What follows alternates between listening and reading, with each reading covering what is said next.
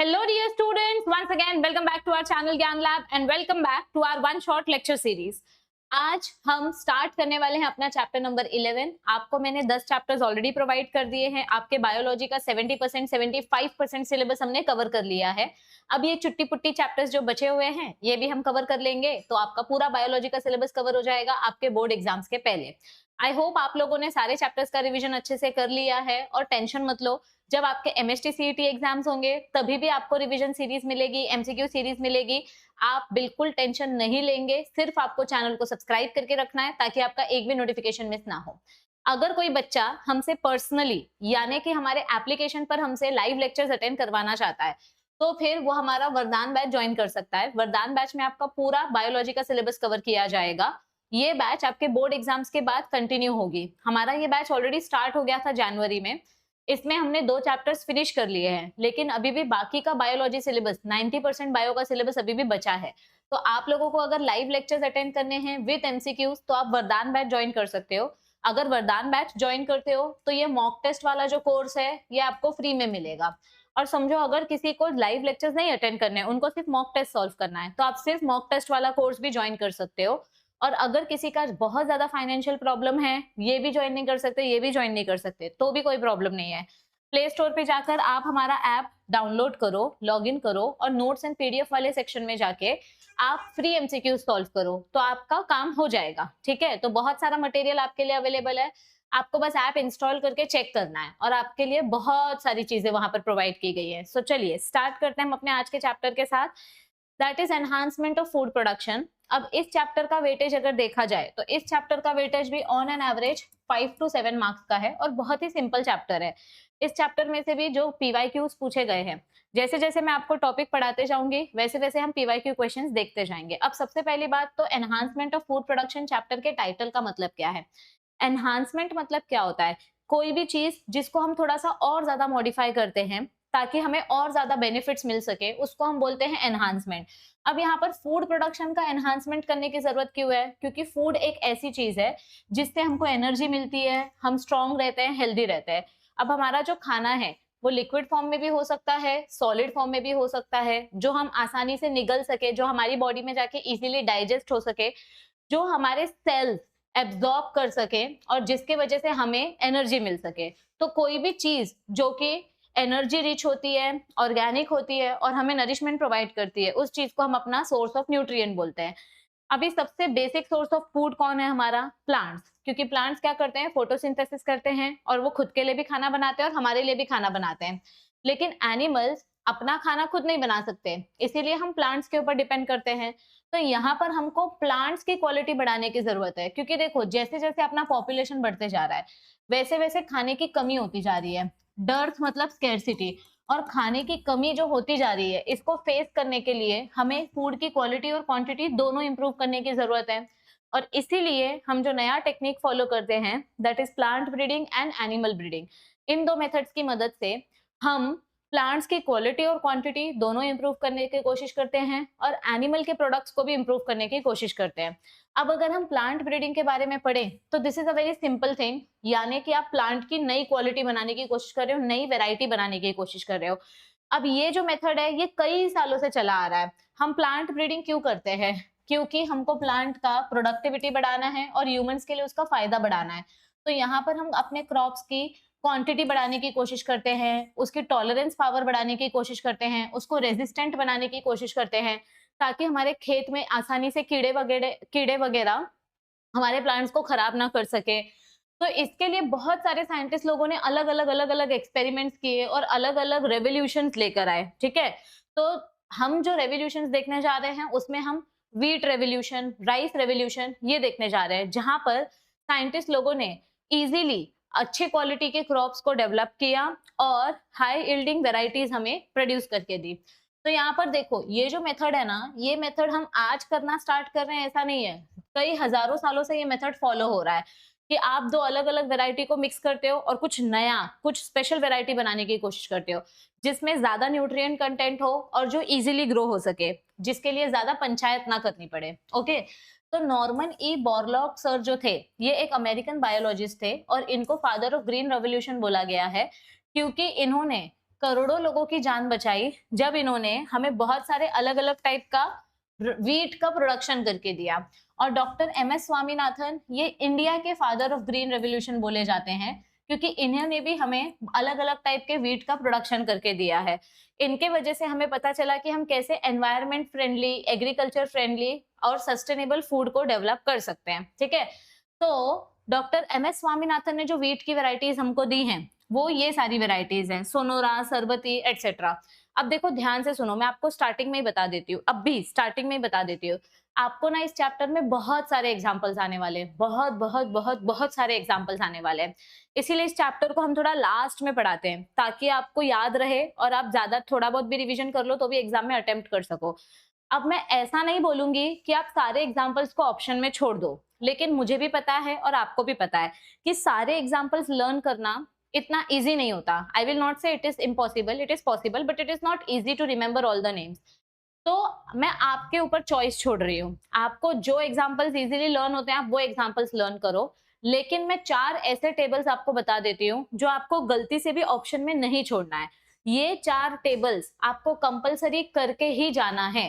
कौन से 4 टेबल्स? एक ऑर्गेनिक एसिड वाला एग्जाम्पल्स, एक वाइटामिन्स वाला एग्जाम्पल, एक एंजाइम्स वाला एग्जाम्पल और एक एंटीबायोटिक्स वाला एग्जाम्पल। आपको कम से कम 15 से 20 टेबल्स हैं इस चैप्टर में। आपको सारे टेबल्स अगर आपने किए हैं तो वेल एंड गुड, लेकिन समझो किसी बच्चे को नाम याद ही नाही रहता, आता एखादा मुलगा मराठी मीडियम मधून असेल तर त्याला ऑलरेडी एवढी डिफिकल्टी येते की सगळे नावं लक्षात राहत नाही, आणि त्यात जर एवढे नावं लक्षात ठेवायचं सांगितलं तर मुलं डिप्रेशन मध्ये जातात। तर तुम्हाला डिप्रेस व्हायची गरज नाहीये, तुम्ही स्मार्टली बिहेव करा, स्मार्टली थिंक करा। आपले गेल्या 4 वर्ष 5 वर्षाचे जे पेपर्स आहेत त्यात जर आपण पॅटर्न बघितलं तर कोणते क्वेश्चन सारखे सारखे रिपीट होतात आपल्याला तेच करून जायचे आहेत। तर तुम्ही ह्या चॅप्टर मधून सगळे एग्जाम्पल सोडून दिलेत आणि हे 4 टेबल्स तुम्ही करून गेलात तरी तुमच्यासाठी हे भरपूर आहे। वो बोलते हैं ना, something is always better than nothing. तो मैं ऐसा नहीं बोलूंगी कि सब एग्जाम्पल्स लर्न करके जाओ, लेकिन ये 4 टेबल्स मत छोड़ना। ये 4 टेबल मेरे हिसाब से सबसे ज्यादा इंपॉर्टेंट है, क्योंकि इसी में से क्वेश्चंस रिपीट होते हैं। अब देखो, प्लांट ब्रीडिंग मेथड की अगर हम बात करें तो प्लांट ब्रीडिंग करने के लिए कुछ स्पेसिफिक स्टेप्स होते हैं। अब यहाँ पर आपको बहुत सारा थ्योरी दिया है, मैं आपको डायरेक्ट फ्लो चार्ट की मदद से बताती हूँ कि स्टेप्स कौन से होते हैं। पहला स्टेप होता है collection of variability from germ plasm, यानी कि अलग अलग सीड बैंक में से आप सीड कलेक्ट करो। जब आप अलग अलग वेराइटी की सीड कलेक्ट करोगे, समझो आपने कुछ 10 अलग अलग वेराइटी के वटाने कलेक्ट किए, अब इसमें से आप हेल्दी वाले पेरेंट सिलेक्ट करो। मतलब आप इन सब सीड को ग्रो करके देखो कौन से प्लांट ज्यादा हेल्दी दिखाई दे रहे हैं, उन पेरेंट्स को आप सिलेक्ट करो। अब उन पेरेंट्स को सिलेक्ट करने के बाद आप उनके क्वालिटीज चेक करो। आपने उनकी डिफरेंट क्वालिटीज चेक कर ली। अब उन पेरेंट्स को आपस में 3 से 4 जनरेशन तक ग्रो करके देखो। अगर हर बार वो सेम कैरेक्टर्स आपको दिखा रहे हैं, मतलब वो प्लांट ट्रू ब्रीडिंग है, मतलब वो हाइब्रिड नहीं है, हमको ट्रू प्लांट चाहिए। एक बार आपने डिसाइड कर लिया कि हाँ ये 10 में से ये मेल प्लांट में सिलेक्ट कर रही हूँ, ये फीमेल प्लांट में सिलेक्ट कर रही हूँ, तो मेल प्लांट को बोलेंगे डोनर क्योंकि वो पोलन ग्रेन डोनेट करेगा, और फीमेल प्लांट को बोलेंगे रिकरेंट क्योंकि वो पोलन ग्रेन रिसीव करेगी। तो हमने पहले सीड्स कलेक्ट किए, उसको इवेल्युएट किया, उसकी कैरेक्टरिस्टिक्स चेक किए, फिर उसको हमने 3-4 जनरेशन तक ग्रो किया, फिर उसमें से हमने ट्रू प्लांट्स को सिलेक्ट किया। अब उनमें से हमने एक मेल एक फीमेल सिलेक्ट की है, और अब हम अपने मेल प्लांट में से पोलन ग्रेन लेंगे, उसको फीमेल प्लांट के स्टिग्मा पे डालेंगे, इमैस्कुलेशन करेंगे, बैगिंग टैगिंग प्रोसीजर करेंगे, जो हमने चैप्टर नंबर 1 में पढ़ा था आर्टिफिशियल हाइब्रिडाइजेशन में, और फाइनली यहाँ पर क्रॉस पॉलिनेशन होने देंगे। तो हमने इमैस्कुलेशन किया, फिर बैगिंग और टैगिंग प्रोसीजर किया और हाइब्रिडाइजेशन करने के लिए छोड़ दिया। अब हाइब्रिडाइजेशन होने के बाद, पॉलिनेशन होने के बाद, जर्मिनेशन होने के बाद हमको हमारा नया प्लांट, नया सीड मिला। अब ये जो नया प्लांट मिला है इसमें हमको इन दोनों प्लांट्स के कैरेक्टरिस्टिक्स दिखाई दे रहे हैं। तो जब आपको कोई नया प्लांट मिलता है जिसमें आपके दोनों पेरेंट्स के कैरेक्टरिस्टिक है, उस न्यू प्लांट को हम बोलते हैं हाइब्रिड विगर। क्या बोलते हैं इसको हम? हाइब्रिड विगर, यानी कि इसके पास दोनों स्ट्रॉन्ग प्लांट्स के कैरेक्टरिस्टिक्स है। ये देखो यहाँ पर कहीं पर तो आपको एक वर्ड मिलेगा हाइब्रिड विगर। ये देखो हाइब्रिड विगर मतलब क्या होता है? जब आपको दोनों प्लांट्स के कैरेक्टर्स आपके ऑफस्प्रिंग में मिलते हैं, मतलब इसमें मेल के भी स्ट्रॉन्ग वाले कैरेक्टर्स हैं, फीमेल के भी स्ट्रॉन्ग वाले कैरेक्टर्स हैं। तो मतलब ये वाला जो प्लांट है, ये प्लांट दोनों स्ट्रॉन्ग कैरेक्टर्स दिखा रहा है। So this is our hybrid vigour. अब हम उस F1 हाइब्रिड जनरेशन को अलग अलग कॉम्बिनेशंस के साथ टेस्ट करेंगे, उसमें कौन से कैरेक्टर्स सच में पास ऑन हुए हैं ये चेक करेंगे, और जब वो सारे कैरेक्टर्स दिखा देगा तो हम उस प्लांट को रियल फील्ड पे ग्रो करेंगे। पहले हम इन प्लांट्स को लैब में ग्रो करते हैं। लैब में क्यों ग्रो करते हैं? क्योंकि लैब में हम आर्टिफिशियल एक्सपेरिमेंट्स कर सकते हैं, और लैब में है ना हर एक चीज एनवायरमेंटली कंट्रोल्ड होती है। Temperature, pH, sunlight, soil quality, water content, nutrient सब कंट्रोल कंडीशन में होता है।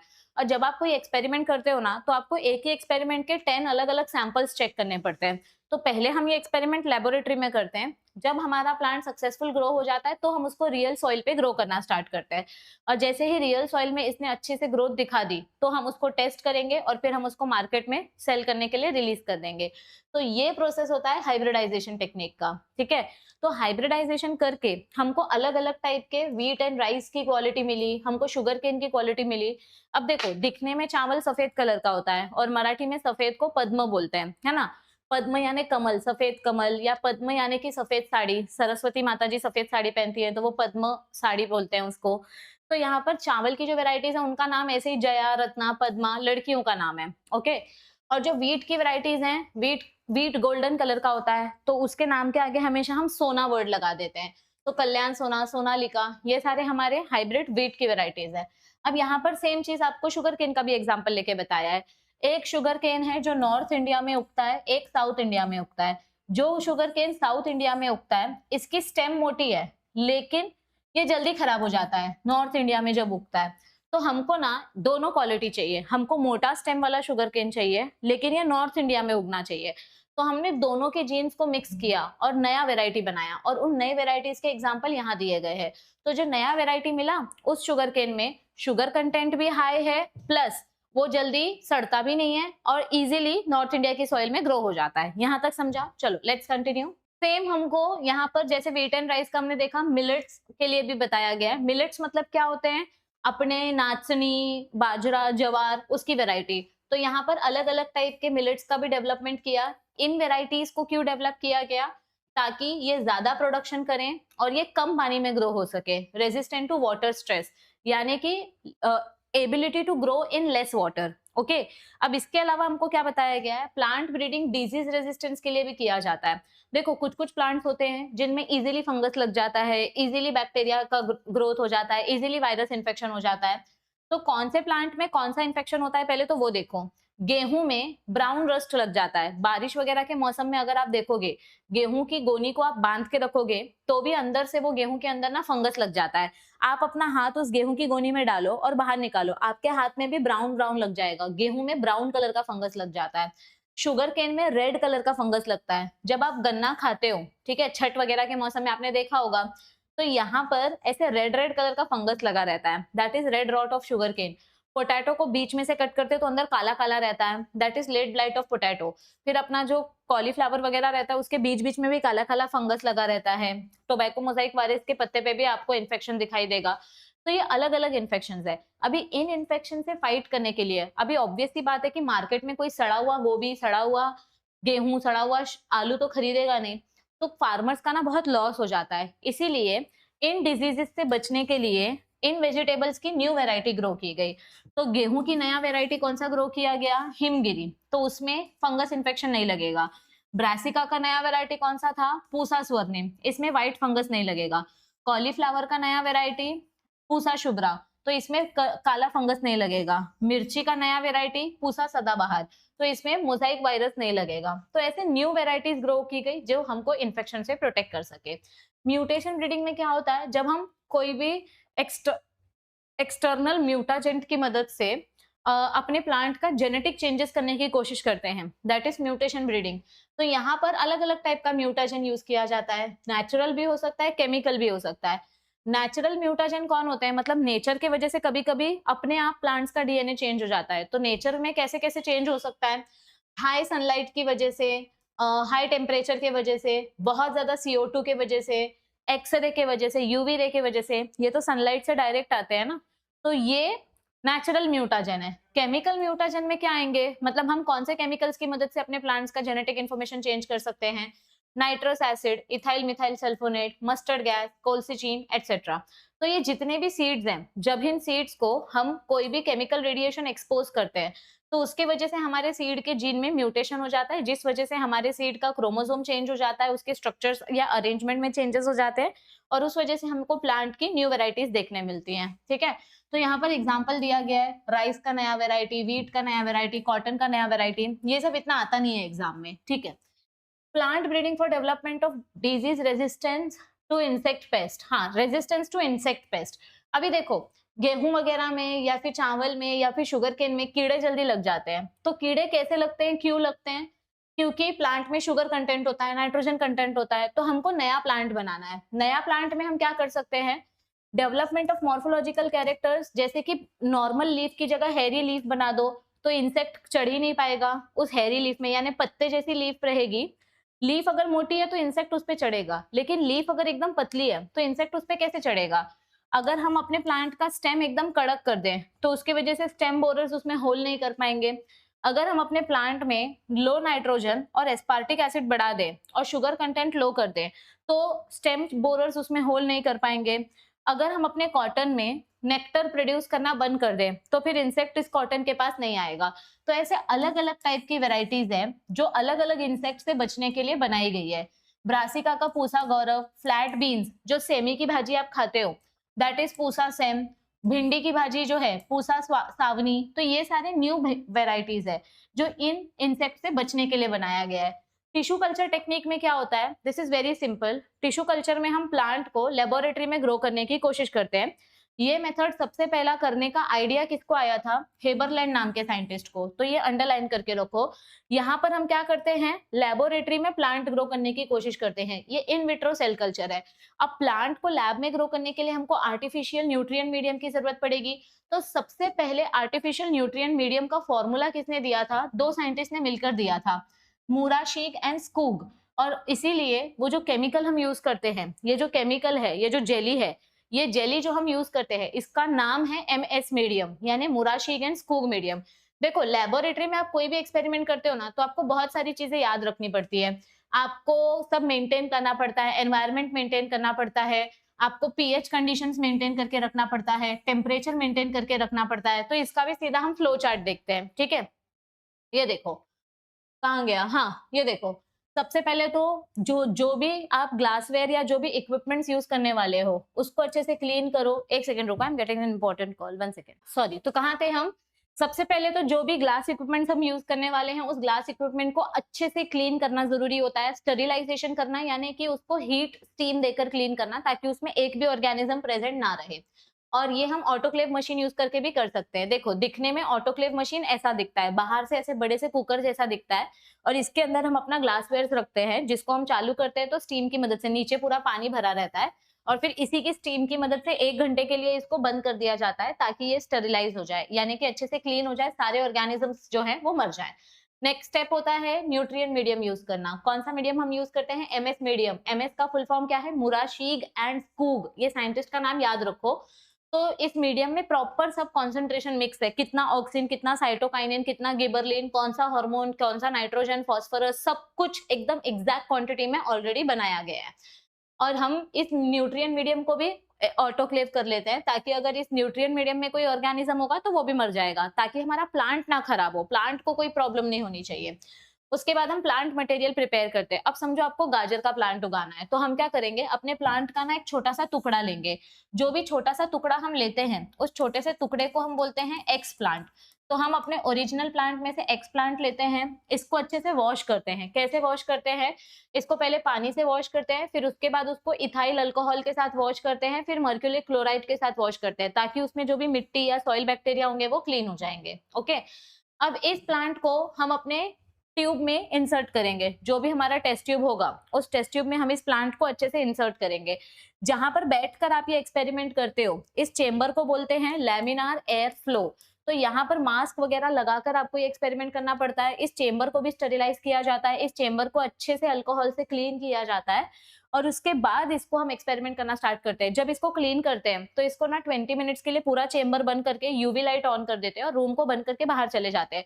यूवी लाइट ऑन करने से क्या होगा, अंदर जो भी बैक्टीरिया वगैरह रहेंगे वो मर जाएंगे। और फिर इस चेंबर का कांच नीचे खींचकर इसको सिर्फ जितना हाथ घुस सके उतना ही हाथ अंदर घुसाकर हम एक्सपेरिमेंट करते हैं, क्योंकि अपने मुंह से भी गलती से एक भी बैक्टीरिया नहीं जाना चाहिए। यहाँ पर हम लोग प्लाज्मिड आइसोलेशन कर रहे थे, लेकिन ये फोटो मैंने क्यों रखा है, लैमिनार एयर फ्लो ऐसा दिखता है ये दिखाने के लिए। हम अपना हाथ भी टेबल पे नहीं रख सकते, मतलब बहुत ही कम बॉडी पार्ट अपना एक्सपोज होना चाहिए, ठीक है। तो यहाँ पर ट्रायल एक्सपेरिमेंट चल रहा था, इसलिए हम लोग ने मास्क वगैरह नहीं लगाया है, अदरवाइज मास्क वगैरह लगाना पड़ता है जब आप अपना प्लांट टिश्यू या एनिमल टिश्यू कल्चर का एक्सपेरिमेंट करते हो। तो हमने क्या किया, अपना जो एक्सप्लांट है उसको न्यूट्रिएंट मीडियम में डाल दिया। अब हम कुछ दिन के लिए इसको छोड़ देंगे। जब इसमें कैलस की ग्रोथ होगी, कैलस मतलब क्या होता है, कॉटन जैसा टिश्यू दिखने लग जाता है, तो यानी कि आपका एक्सपेरिमेंट आगे बढ़ रहा है। तो हम जब अपना लेमिनार एयर फ्लो में सब प्लांट वगैरह इनोक्यूलेट कर देते हैं, तो आपको धीरे धीरे करके क्या दिखाई देता है कि हमारा जो एक्सप्लांट है वो कैलस के फॉर्म में ग्रो होना स्टार्ट हो रहा है। अब ये जो कैलस ग्रो हुआ है, इस कैलस को टाइम टू टाइम आपको दूसरे ट्यूब में चेंज करते रहना पड़ेगा, क्योंकि एक ही ट्यूब में अगर वो कैलस रहेगा तो उस ट्यूब के सारे न्यूट्रिएंट्स खत्म हो जाएंगे। फिर अगर कैलस को नया न्यूट्रिएंट नहीं मिला तो वो मर जाएगा। तो कैलस मतलब क्या होता है, अनऑर्गेनाइज्ड मास ऑफ सेल्स, यानी कि एक छोटे से टिश्यू से बड़ा टिश्यू ग्रो हुआ है और अब उसी कैलस में से रूट और शूट आना स्टार्ट होंगे। ये देखो, इसी कैलस में आपका रूट और शूट ग्रो होना स्टार्ट होगा। तो इस कैलस को इस टेस्ट ट्यूब में से निकाल के दूसरे टेस्ट ट्यूब में डाल दिया जाता है, ताकि इसको फ्रेश न्यूट्रिएंट्स मिले और ये रूट और शूट का डेवलपमेंट स्टार्ट कर सके। उसको बोलते हैं सब कल्चरिंग करना, यानी कि दूसरे टेस्ट ट्यूब में शिफ्ट कर देना।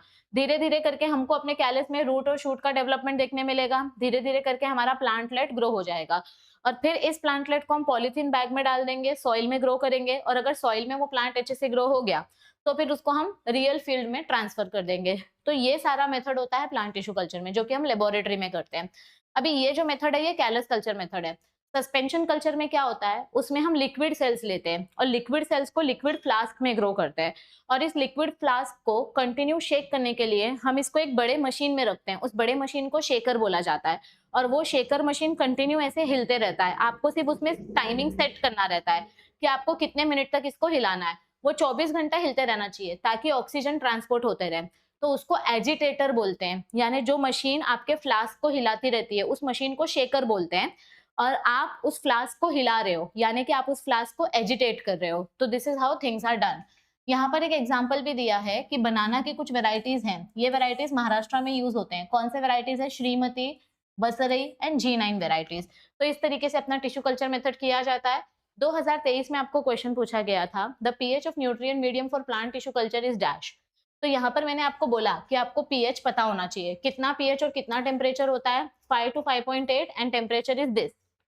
तो ये देखो, यहाँ पे पीएच कितना यूज किया जा रहा है, 5 to 5.8। आंसर ये आएगा, ये नहीं आएगा, ठीक है। अब आपको कभी कभी 2 मार्क्स के लिए पूछा जाता है, what are the advantages of micro propagation. Micro propagation मतलब टिश्यू कल्चर। माइक्रो प्रोपोगेशन क्यों नाम रखा है इसका, हमने चैप्टर नंबर 1 में भी पढ़ा था। कम जगह पे कम टाइम में ज्यादा प्लांट्स ग्रो करना, दैट इज माइक्रो प्रोपोगेशन। तो यहाँ पर हम बहुत ही फास्ट प्लांट ग्रोथ करते हैं, एक साथ बहुत सारे प्लांट लोड्स की ग्रोथ हो सकती है कम टाइम में। और यहाँ पर प्लांट्स हम साल भर ग्रो कर सकते हैं, सीजन के ऊपर डिपेंड नहीं रहना पड़ता, क्योंकि लेबोरेटरी में माहौल मेंटेन करना ये अपने हाथ में रहता है। जो भी प्लांट्स हम ग्रो करेंगे वो हमको जेनेटिकली सिमिलर प्लांट्स मिलेंगे, हमको सेम ऑफस्प्रिंग्स मिलेंगे, और यहाँ पर हम डिजायरेबल कैरेक्टर्स जो है वो सिलेक्ट करके प्लांट्स को ग्रो कर सकते हैं। कोई प्लांट अगर रेयर है, ठीक है, या फिर उसका एंडेंजर्ड स्पीशीज है, तो हम उस प्लांट को मल्टीप्लाई करके उस प्लांट को प्रिजर्व करके रख सकते हैं, क्योंकि अगर ये प्लांट कम है तो आगे जाके ये प्लांट एक्सटिंक्ट हो जाएगा, तो एक्सटिंक्ट होने से पहले हम उसको प्रिजर्व करके रखते हैं। And with the help of somatic hybrids we are able to obtain new variety in short time span, यानी कि हम न्यू वैरायटीज भी माइक्रो प्रोपगेशन की मदद से ऑब्टेन कर सकते हैं। ओके, नेक्स्ट आता है सिंगल सेल प्रोटीन। बहुत ही सिंपल सा टॉपिक है। देखो, दुनिया में प्रोटीन की डिमांड इतनी ज्यादा बढ़ते जा रही है क्योंकि पॉपुलेशन बढ़ते जा रहा है। जानवर को भी प्रोटीन चाहिए, इंसान को भी प्रोटीन चाहिए, तो इतना प्रोटीन लाने का कहाँ से, प्रोटीन बहुत ज्यादा कम बचा है। तो प्रोटीन का क्वांटिटी डिमांड फुलफिल करने के लिए नया सोर्स ढूंढा गया, और वो नया सोर्स कौन सा है, single cell protein. Single cell protein में क्या होता है, यहाँ पर जो भी प्रोटीन का फॉर्म अवेलेबल है मरे हुए माइक्रो ऑर्गेनिजम्स की मदद से या किसी भी प्लांट सोर्स की मदद से, जैसे अलगे, फंगस, ईस्ट, बैक्टीरिया, जिसके अंदर भी प्रोटीन कंटेंट होगा, हम वो प्रोटीन कंटेंट अपने एनिमल्स के लिए या ह्यूमंस के लिए यूज करते हैं और उसको बोलते हैं सिंगल सेल प्रोटीन। तो ये जो माइक्रो ऑर्गेनिजम्स हैं ये इजीली ग्रो कर सकते हैं क्योंकि इनको ग्रो करने के लिए बहुत ज्यादा एक्सपेंसिव केमिकल्स की जरूरत नहीं पड़ती है। इनको बस क्या चाहिए, ग्लूकोज चाहिए, पानी चाहिए, नाइट्रोजन चाहिए, ऑक्सीजन चाहिए। तो ग्लूकोज इनको लकड़ी के कचरे से मिल जाता है, सॉडस्ट से मिल जाता है, मक्के का जो कचरा होता है उससे मिल जाता है। बहुत सारे अलग अलग सोर्सेज हैं जिनकी मदद से हम अपने ऑर्गेनिजम्स ग्रो कर सकते हैं।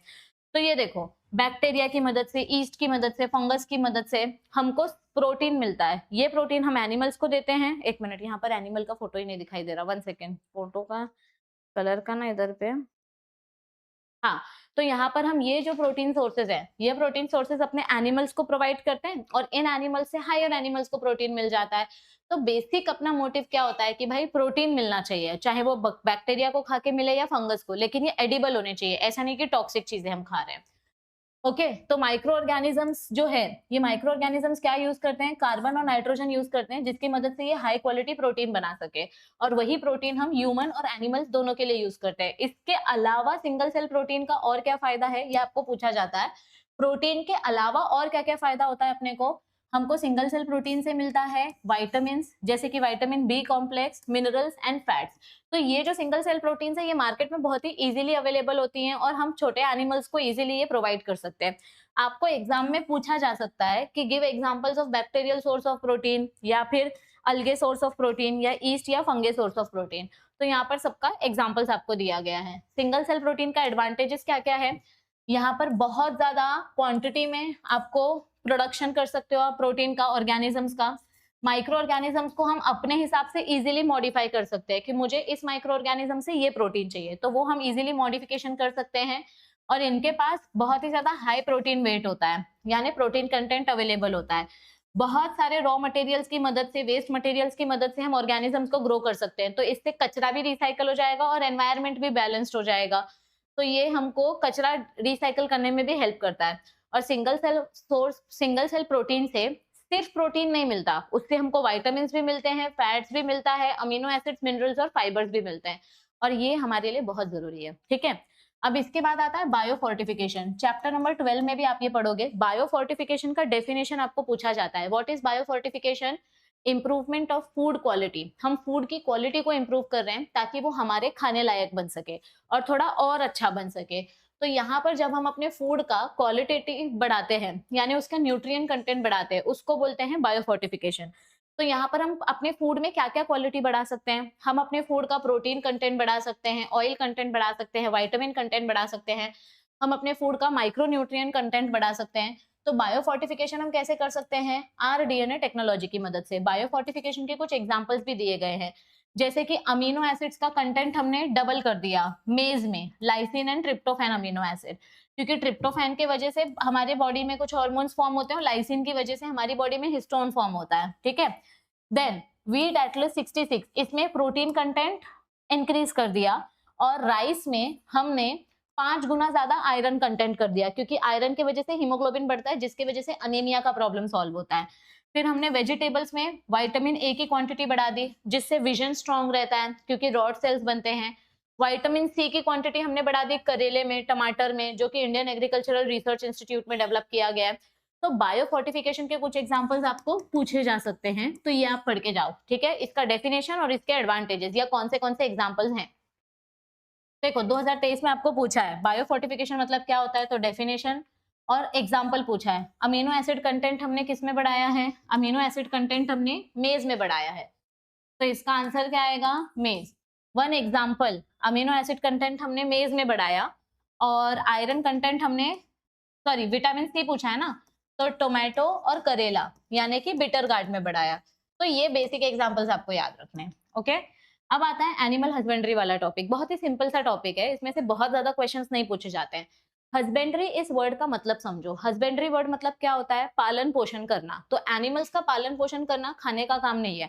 बहुत सारे अलग अलग टाइप के एनिमल्स का पालन पोषण हम करते हैं ताकि उनसे मिलने वाले प्रोडक्ट हमको यूजफुल हो सके। जैसे एनिमल से अंडा मिलता है, दूध मिलता है, मीट मिलता है, वुल मिलता है, बहुत सारी चीजें मिलती हैं। तो उन प्रोडक्ट्स को पाने के लिए हम इन एनिमल्स का अच्छे से पालन पोषण करते हैं, जैसे कि हनी वगैरह, फिश फार्मिंग वगैरह करना। ओके, तो ये कन्वेंशनल प्रैक्टिस में पहले क्या होता था कि एनिमल्स को सिर्फ खाने को दे दिया और बस, ना उनका वैक्सीनेशन का ध्यान रखा, ना उनका रिप्रोडक्शन पीरियड, ना उनका मेटिंग पीरियड, ये सब ध्यान नहीं रखा जाता था।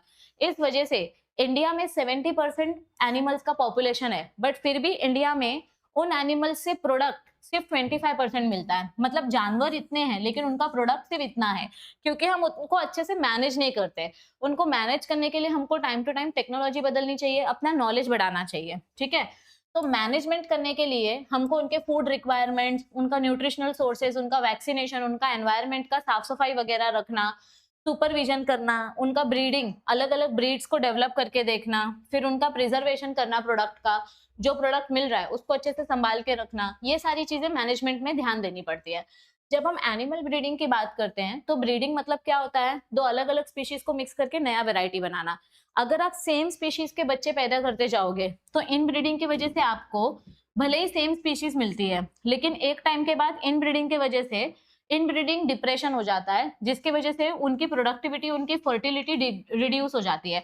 मतलब same same same family same आपस में रिप्रोडक्शन करते जा रहे हैं, मेल फीमेल बच्चा पैदा किया, 2 बच्चे पैदा किए, मेल फीमेल वापस आपस में रिप्रोडक्शन कर करके क्या होता है ना, जो हार्मफुल कैरेक्टर्स होते हैं वो आगे जाके डोमिनेंट हो जाते हैं और फिर ये स्पीशीज किसी काम की नहीं रहती। तो इनब्रीडिंग करने का जितना फायदा है उससे थोड़ा सा लॉस भी है।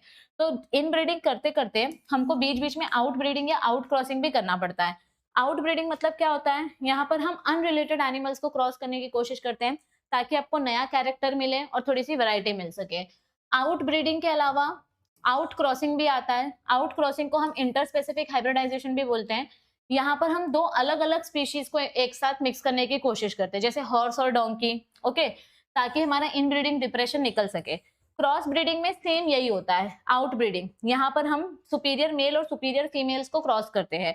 जैसे कि ये 2 अलग अलग शीप की वैरायटी है, एक बीकानेर है, एक मरीनो रैम्स है, मतलब एक पंजाब से है और एक राजस्थान से है। दोनों को क्रॉस किया तो मुझे यहाँ पर जो नया वैरायटी मिला, हिजारडेल शीप, इसमें ज्यादा वुल कंटेंट है, ओके, और इसका मीट कंटेंट भी ज्यादा है, तो ऑब्वियसली ये ज्यादा यूजफुल हुआ ना, ओके। तो यहाँ पर इंटर स्पेसिफिक हाइब्रिडाइजेशन का एग्जांपल हॉर्स और डोंकी वाला दिया है। दोनों को ब्रीड करके म्यूल बनता है जो कि स्टेराइल होता है। आर्टिफिशियल इंसेमिनेशन टेक्निक में क्या होता है, यहाँ पर अगर समझो आपको नागपुर का कोई बुल है, उसका स्पर्म लेकर आना है, तो आप बुल को उठाकर नहीं ला सकते, काफी पैसा चला जाएगा। आप उसका स्पर्म आर्टिफिशियली रिमूव करके उसको स्टोर करके ला सकते हो और फिर अपने फीमेल काउ में इंजेक्ट कर सकते हो। तो दैट इज आर्टिफिशियल इंसेमिनेशन। और आर्टिफिशियल इंसेमिनेशन की मदद से हम multiple ovulation embryo transfer technique करते हैं। इस टेक्निक का फुल फॉर्म याद रखो, ये एग्जाम में पूछा जाता है। बेसिकली इस टेक्निक में क्या होता है, हम एकदम सुपर डुपर क्वालिटी का एक मेल सिलेक्ट करते हैं और सुपर डुपर क्वालिटी की फीमेल सिलेक्ट करते हैं। इन अभी इस फीमेल को ना हम एफएसएच हार्मोन देते हैं। एफएसएच हार्मोन देने की वजह से इस फीमेल की ओवरी में एक साथ 4 से 6 अंडे मैच्योर हो जाते हैं, ठीक है। अब जब इसके 4 से 6 अंडे एक साथ मैच्योर हुए तो हमने इस सुपर क्वालिटी के मेल का स्पर्म लिया और उस स्पर्म को इस फीमेल के ओवरी में इंजेक्ट किया, तो इसके सारे अंडे फर्टिलाइज हो जाएंगे और इसके ओवरी में आपको 4-5 एक साथ जाइगोट देखने को मिलेगा। अब ये जितने भी जाइगोट बने हैं, इन जाइगोट को हम डेवलप होने देते हैं, थोड़ा एम्ब्रियो बनने देते हैं, और फिर एम्ब्रियो बनने के बाद इस काउ के ओवरी में से इन एम्ब्रियो को बाहर निकाल लिया जाता है और ये हर एक एम्ब्रियो को हम सरोगेट काउ में इंजेक्ट कर देते हैं। क्योंकि देखो, हमको डीएनए सुपर मेल और सुपर फीमेल का चाहिए, इन दोनों का डीएनए मिल गया तो अब ये बच्चे को सिर्फ बड़ा करना है। 9 महीने, मतलब जो भी एनिमल्स का इधर पे पार्चुरेशन पीरियड है, तो इनको जेस्टेशन पीरियड है, तो इनको हमको अभी सिर्फ डेवलप करना है। तो डेवलप करने के लिए हम इनको दूसरी काउ में डाल सकते हैं, क्योंकि वो सिर्फ अपना एक घर प्रोवाइड करेगी, बाकी डीएनए तो इन दोनों का है। तो इस तरीके से एक ही टाइम पे आपने एक काउ में मल्टीपल ओव्यूलेशन किया और फिर उसका एम्ब्रियो बनाया और फिर उस एम्ब्रियो को आपने ट्रांसफर कर दिया। इसीलिए इस टेक्निक का नाम है multiple ovulation embryo transfer technique. FSH hormone की मदद से हमने 6 से 8 अंडे मैच्योर किए, फिर आर्टिफिशियल इंसेमिनेट किया, फिर उसको एम्ब्रियो बनने दिया, फिर नॉन सर्जिकली उन एम्ब्रियो को निकाला और उनको फिर हमने सरोगेट काउ में इंजेक्ट कर दिया। तो अब ये जो नए बच्चे हमको मिलेंगे, इस नए बच्चे में क्या क्या क्वालिटी रहेगी, ये ज्यादा मिल्क देंगे जो फीमेल रहेगी, और जो मेल रहेगा उसमें ज्यादा मीट रहेगा। तो कम टाइम में ज्यादा बच्चे पैदा करना, मतलब ये एक गाय अकेले 6-7 बच्चे नहीं पाल सकती, लेकिन इसके 6-7 अंडे हम मैच्योर करेंगे और उन 6-7 अंडों को हम अलग अलग गाय में डाल देंगे तो हर एक गाय एक एक बच्चा पालेगी, सब में डीएनए इसका रहेगा लेकिन पाल कोई और रहा है। तो इस तरीके से हम पॉपुलेशन इंक्रीज कर सकते हैं, दैट इज मोएट टेक्नोलॉजी। ठीक है, किधर गए, हाँ नेक्स्ट आता है डेयरी फार्म मैनेजमेंट। अब डेयरी फार्म मैनेजमेंट मतलब क्या होता है, यहाँ पर मिल्क प्रोडक्ट्स और मिल्क देने वाले एनिमल्स को हमको ध्यान रखना पड़ता है। तो सबसे पहली बात तो आपको मिल्क प्रोडक्ट ऑब्टेन करने के लिए ऐसी ब्रीड सिलेक्ट करनी पड़ेगी जो ज्यादा क्वालिटी का मिल्क, ज्यादा क्वांटिटी का मिल्क देती हो और अच्छा क्वालिटी का मिल्क देती हो। तो उनका क्लाइमेटिक कंडीशंस, उनका एनवायरनमेंट सब कुछ आपको मेंटेन करके रखना पड़ेगा। अब इंडिया में यूजुअली हम गाय या भैंस का दूध पीते हैं, काउज एंड बफेलोज का मिल्क यूज किया जाता है। तो कुछ यहाँ पर काउ की वैरायटी बताई गई है, सहीवाल, सिंधी, गर, these are Indian breeds, and Jersey, Brown Swiss and Holstein, these are exotic breeds जो कि इंडिया में यूज होती है। ये देखो, सहीवाल, सिंधी और गर, सहीवाल, सिंधी, गर, Holstein, brown Swiss and new Jersey, ये अमूल दूध वाली एड में आते हैं ना, तो इनका इंडिया में, ये इंडिया वाली वेराइटीज हैं और ये वेराइटीज हम बाहर से लेकर आए, एक्सोटिक ब्रीड्स है। इसके अलावा जो बफेलो की स्पीशीज है, बफेलो स्पीशीज भी एशिया में यूज होती हैं, तो बफेलो की भी अलग अलग वेराइटीज हमको बताई गई हैं, 6 अलग अलग वेराइटीज हैं। ये नाम बहुत इंपॉर्टेंट है। पहला वेराइटी कौन सा है, मेहसाना मुर्रा, नहीं जाफराबादी, मेहसाना मुर्रा, नागपुरी, जाफराबादी, मेहसाना मुर्रा, नागपुरी, नीली एंड सूरती। तो ये 6 अलग अलग बफेलोज की वैरायटी है जो इंडिया में यूज की जाती है मिल्क प्रोडक्ट बनाने के लिए। इन गाय को या फिर बैल भैंस को खाने के लिए हम क्या देते हैं, इनको खाने के लिए हम बहुत ही अच्छे क्वालिटी का सिलेज प्रोवाइड करते हैं। ये सिलेज यानी जो चारा होता है, इसमें हम कडधान्य मिक्स करते हैं, यानी लेग्यूम्स, पल्सेस, ग्रासेस, मेज, जवार सब कुछ देते हैं ताकि हमारे गाय को अच्छा न्यूट्रिएंट मिल सके, विटामिन मिल सके, सॉल्ट मिल सके। जहां पर भी हम अपने जानवर को पालते हैं वहां पर क्लीनलीनेस और हाइजीन मेंटेन करना बहुत जरूरी होता है। जब आप मिल्किंग करने जाते हो, मिल्क निकालने जाते हो, तो आपका खुद का हाइजीन, स्टोरेज करना, मिल्क को ट्रांसपोर्ट करना, ये सब भी बहुत ज्यादा ध्यान में दिया जाता है। ठीक है, टाइम टू टाइम से उनका जो घर है, शेड है, उसको क्लीन करना, सारी फैसिलिटीज प्रोवाइड करना, टाइम से खाना देना, ये सारी चीजें फार्म मैनेजमेंट में आती है, डेयरी फार्म मैनेजमेंट में। ठीक है, आगे बढ़ते हैं। तो मिल्क का प्रोसेसिंग, मार्केटिंग, डिस्ट्रीब्यूशन, इसका भी काफी इंपॉर्टेंट रोल है। देखो, डायरेक्ट मिल्क तो बहुत महंगा बिकता ही है, लेकिन मिल्क के प्रोडक्ट भी तो बहुत ज्यादा एक्सपेंसिव होते हैं। तो चीज, मिल्क, खोआ, कर्ड वगैरह, आप इसको भी अगर अच्छे से मेंटेन करोगे तो ये भी आप सेल कर सकते हो, ये भी अच्छा अर्निंग का सोर्स है। इसके अलावा एडिशनल इनकम जो है, ये एडिशनल इनकम भी आप ले सकते हो काऊ के गोबर से, यानी कि काऊ डंग केक्स के, मैन्योर से, फ्यूल केक से, गोबर गैस से, ये भी बहुत अच्छा सोर्स होता है हमारे इनकम का। तो एनिमल हस्बेंड्री में ना बहुत पैसा है, खाली थोड़ा सा दिमाग चलाना चाहिए। ओके, पोल्ट्री फार्म मैनेजमेंट की अगर हम बात करें तो यहाँ पर हम अलग अलग टाइप के बर्ड्स को पालते हैं, जैसे duck, Turkey, chicken, foul etcetera. और यहाँ पर काफी प्रोफेशनल लोगों का होना जरूरी है, क्योंकि उनको पता रहना चाहिए कि कब अंडा देने वाली मुर्गी, उस अंडे को कैसे इंक्यूबेट करना है, क्या क्या चीजें रिक्वायर्ड होती है, कौन सा वैक्सीनेशन देना चाहिए, कौन सा पोल्ट्री फीड देना चाहिए, कौन सा फार्मास्यूटिकल प्रोडक्ट यूज करना चाहिए, एटसेट्रा एटसेट्रा। अब यहाँ पर ना प्रॉपर ब्रीड का सिलेक्ट करना बहुत जरूरी है। ठीक है, तो अलग अलग ब्रीड्स जो हम यूज करते हैं, American breed, New Hampshire, Rhode Island Red etcetera, यहाँ पर बहुत सारे ब्रीड्स का एग्जांपल दिया है। आपको हो सके तो लर्न करो, नहीं तो एटलीस्ट इंडियन ब्रीड्स का नाम तो लर्न कर ही लो। इन ब्रीड्स में से कुछ ब्रीड ब्रॉयलर्स होती हैं और कुछ ब्रीड लेयर होती है।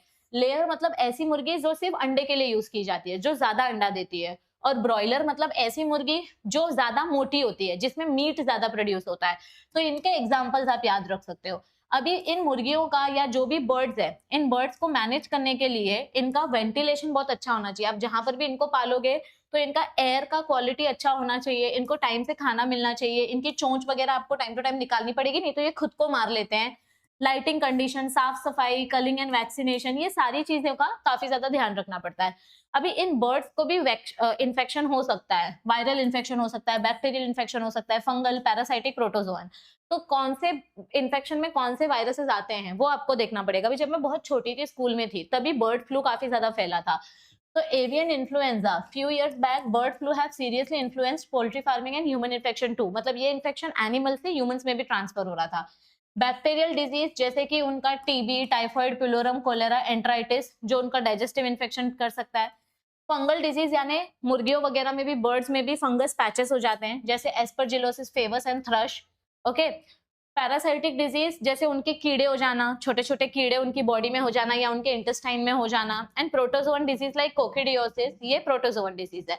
तो सिर्फ इंसान को बीमारी होती है ऐसा नहीं है, हमारे जानवरों को भी बीमारी होती है, तो हमको इसीलिए उनको साफ सफाई और वैक्सीनेशन देना पड़ता है ताकि उनको ये बीमारियां ना हो। ठीक है, नेक्स्ट आता है एपीकल्चर या बी कीपिंग। सिंपल बताती हूँ, इस टॉपिक में से आपको सिर्फ इतना याद रखना है कि मधुमक्खियों को कौन सी वैरायटी होती है और क्यों पाला जाता है। तो देखो, मधुमक्खी की अलग अलग वैरायटी है, 4 स्पीशीज है जो इंडिया में मिलती हैं।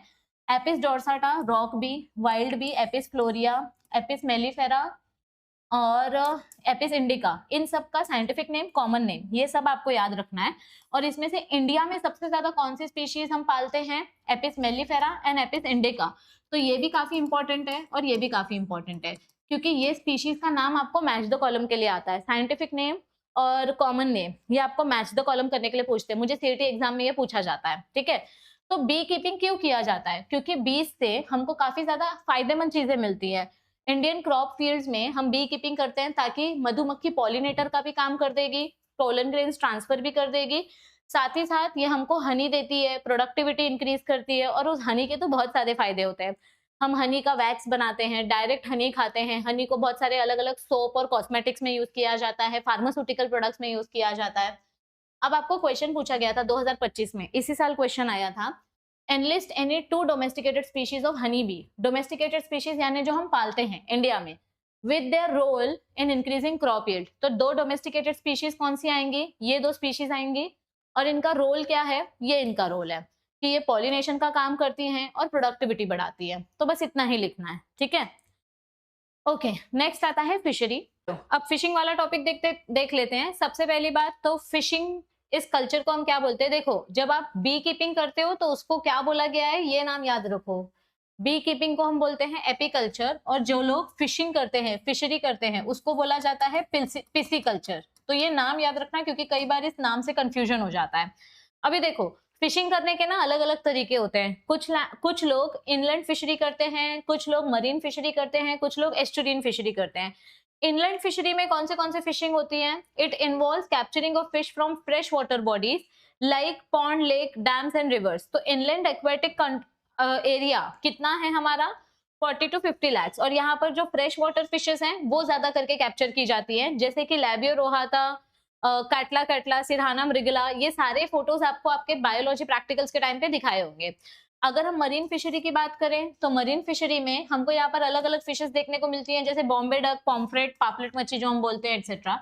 फिश फार्मिंग और culturing of edible and commercially fish is only possible in fresh water bodies. जो खाने वाली फिशेस या जो कल्चर करने वाली फिशेस होती हैं वो यूजुअली फ्रेश वाटर से ही की जाती है। इसके अलावा एस्चुरिन फिशरी क्या होती है? ये अपना फ्रेश वाटर है, ये अपना मरीन वाटर है, दोनों के बीच का जो कनेक्शन है, दिस इज एस्चुरिन फिशरी।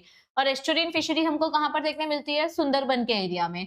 सबसे इंपॉर्टेंट फैक्टर क्या है फिश फार्मिंग का, कि यहाँ पर आप कौन सा साइट सिलेक्ट करते हो, आप कहाँ पर पॉन्ड बनाते हो, आप हैचरी टैंक प्रॉपर मेंटेन कर रहे हो कि नहीं, मतलब जहां पर मछली अंडा देगी, फिर उस अंडे को पालने के लिए नर्सरी टैंक, फिर उसके बाद रेयरिंग टैंक, फिर उसके बाद स्टॉकिंग टैंक। मतलब वो जो अंडे हैं वो अंडे वहां पर प्रॉपरली ग्रो होने चाहिए, वाटर का सोर्स, उसका खाना, एटसेट्रा एटसेट्रा, ये सारी चीजें आपको ध्यान देनी पड़ती है। और यहाँ पर जब आप फिशिंग करते हो तो आप मोनोकल्चर यानी एक ही टाइप के फिशेस पालने वाले हो या मल्टीपल टाइप के फिशेस पालने वाले हो, ये भी बहुत इंपॉर्टेंट रोल प्ले करता है। ठीक है, आगे बढ़ते हैं। ओके, आगे क्या बताया है कि फिश को कैच करने के बाद उस फिश को हमें प्रॉपर तरीके से मेंटेन और प्रिजर्व भी करना पड़ता है ताकि वो फिश खराब ना हो जाए। तो हम फिश को कैसे प्रिजर्व कर सकते हैं? अब मुंबई तो जाना ही जाता है कोली लोगों के लिए, और यहाँ पर सबसे ज्यादा लोगों को यही पता है कि फिशेस कैसे प्रिजर्व करते हैं। तो आप फिश को चिल करके प्रिजर्व कर सकते हो, फ्रीजिंग करके प्रिजर्व कर सकते हो, ड्राई कर सकते हो, सन ड्राई कर सकते हो, धुआं देके स्मोक ड्राई कर सकते हो, सॉल्ट में या कैन के फॉर्म में आप उसको प्रिजर्व कर सकते हो। फिश के और भी मल्टीपल यूजेस हैं। देखो, फिश को तो हम खाने के जैसे यूज करते हैं, it is used as nutritious food, लेकिन इसके अलावा इसके बाय प्रोडक्ट्स भी बहुत ज्यादा यूजफुल होते हैं, जैसे कि फिश फर्टिलाइजर हम यूज करते हैं, फिश ऑयल हम यूज करते हैं। यहाँ पर फिश का जो स्किन होता है उसको हम सैंड पेपर बनाने के लिए यूज करते हैं। जो मिरर होता है उसको शाइन करने के लिए यूज करते हैं, ऑयल में, मेडिसिन में, पेंट्स में, बहुत सारी जगह पे यूज किया जाता है। प्रॉन्स और लॉबस्टर्स ये ऐसी फिशेस हैं जिनकी पूरे वर्ल्ड में मार्केट वैल्यू काफी ज्यादा हाई है, मतलब ये काफी ज्यादा एक्सपेंसिव फिशेस माने जाते हैं। तो fishery provides very good opportunity and self employment for many people, ये काफी ज्यादा अच्छा सोर्स है पैसे कमाने का। ओके, नेक्स्ट आता है सेरीकल्चर। सेरीकल्चर यानी कि सिल्क प्रोड्यूस करना। अब सेरीकल्चर में हम सिल्क वर्म को रेयर करते हैं, यानी कि इनको पालते हैं, और ये कोई भी कर सकता है, इसके लिए बहुत ज्यादा साइंटिफिक नॉलेज होना जरूरी नहीं है। जो रिटायर लोग होते हैं, डिसेबल्ड लोग होते हैं, सीनियर सिटीजन होते हैं, हैंडीकैप पीपल होते हैं, उनके लिए बिजनेस काफी ज्यादा कंफर्टेबल होता है। बेसिकली सबसे बेस्ट क्वालिटी का सिल्क कौन सा होता है? Mulberry silk. ये बॉम्बिक्स मोरी सिल्क वर्म से बनाया जाता है। और फिर सेकंड क्वालिटी जो थोड़ी सी लो क्वालिटी होती है वो होता है tussar silk and eri silk, जो थोड़े से लो क्वालिटी के होते हैं। अब हमारे सिल्क की क्वालिटी कैसी होगी ये डिपेंड करता है कि हमारा जो कैटरपिलर है वो कौन से पत्ते खा रहा है। कैटरपिलर के जो अंडे हैं, अगर ये मलबरी के पत्ते खाते हैं तो फिर ये सिल्क बहुत टॉप क्वालिटी की होती है, और अगर ये लोकल पत्ता खाएंगे तो लोकल सिल्क प्रोवाइड करेंगे। सिल्क वर्म को पालना मतलब ये अंडा फूटने से पहले ही इसको बॉईल करके इसमें से धागा अलग कर लेना, तो अंडे को ध्यान से देखना, उसका ध्यान रखना, उसकी प्रोटेक्शन करना, ये सब सिल्क फार्म के मैनेजमेंट में आता है। ठीक है, और यहाँ पर कोई वायरसेस बैक्टीरिया वगैरह ना लग जाए, कोई चिड़िया कौवा आके उस अंडे को खा ना जाए, ये सब बहुत ध्यान देना पड़ता है। नेक्स्ट आता है लैक कल्चर। अभी रिसेंटली मैं अपने फ्रेंड्स के साथ जोधपुर गई थी, तो वहां पर मतलब ये गांव वगैरह में भी हमने देखा है, बट वहां पर हमने वो जो इंस्टाग्राम पे बहुत ज्यादा वायरल रील है ना, ऐसे लाख की चूड़ियां बनवाते हैं, मतलब वो मेल्ट कर करके ऐसे चूड़ी बना के देता है आपके शेप की, तो वैसे हमने चूड़ी बनाई थी एंड लेजिट ये लैक हमने फील किया था। ये जो लैक है जिसको हम लाख बोलते हैं, ओके, ये आपका जो एक इंसेक्ट है टेकार्डिया लाका, ये टेकार्डिया लाका का जो ये सब्सटेंस सिक्रेट करता है, उसी सब्सटेंस को मेल्ट करके वो लाख बनाया जाता है। मतलब यहाँ पर ये जो अंडे दे रहा है ये इंसेक्ट, आप ऐसा बोल सकते हो कि जब ये इंसेक्ट पॉटी करता है, मतलब जब ये इंसेक्ट अपना चिपचिपा सब्सटेंस सेक्रेट करता है झाड़ पे, तो उस चिपचिपे सब्सटेंस को निकाल के उसको हीट करके उसको प्यूरिफाई करके उसको मार्केट में बैंगल्स बनाने के लिए, छोटे बच्चों के खिलौने बनाने के लिए, मिरर वगैरह बनाने के लिए यूज किया जाता है। तो ये लैक इंडिया में बहुत ज्यादा यूज होता है। ऑलमोस्ट 85% लैक का प्रोडक्शन इंडिया में होता है। तो कौन सा इंसेक्ट बनाता है ये लैक? टेकार्डिया लाका। ये जो रेजिन सब्सटेंस सिक्रेट करता है वो फीमेल लैक के बॉडी से आता है, फीमेल लैक के स्किन ग्लैंड से। और ये कौन से पेड़ पे रहते हैं ये वाले इंसेक्ट? बेर के पेड़ पे, पीपल, पालस, कुसुम, बबूल एटसेट्रा। पिंक कलर का लाख ये सिक्रेट करते हैं, एयर के कांटेक्ट में आके वो लैक कड़क हो जाता है और वो इम्प्योर फॉर्म में होता है। जब हम उसको प्योरीफाई करते हैं तो उसको हम बोलते हैं shellac. It is the pure form which is obtained by washing and filtering the lac. Okay, अभी यहाँ पर आपको लास्ट ईयर क्वेश्चन पूछा गया था, last to last year, what is lac and enlist economic importance of lac. तो lac मतलब क्या होता है आपको पूछा गया है कि ये रेजिन है जो शुगर और वेस्ट मटेरियल से बनता है, और इसका इकोनॉमिक इंपॉर्टेंस क्या है। ये अलग अलग इक्विपमेंट्स बनाने में यूज करता है, इसीलिए ये इकोनॉमिकली बेनिफिशियल है। Okay, microbes in human welfare. अभी ये एक ऐसा टॉपिक है जिसमें हम पढ़ने वाले हैं कि हम माइक्रो ऑर्गेनिजम्स को अपने लाइफ में कैसे यूज करते हैं। हम इसको फूड इंडस्ट्री में यूज करते हैं, इसको अल्कोहल इंडस्ट्री में यूज करते हैं, इसको एंजाइम बनाने के लिए यूज करते हैं।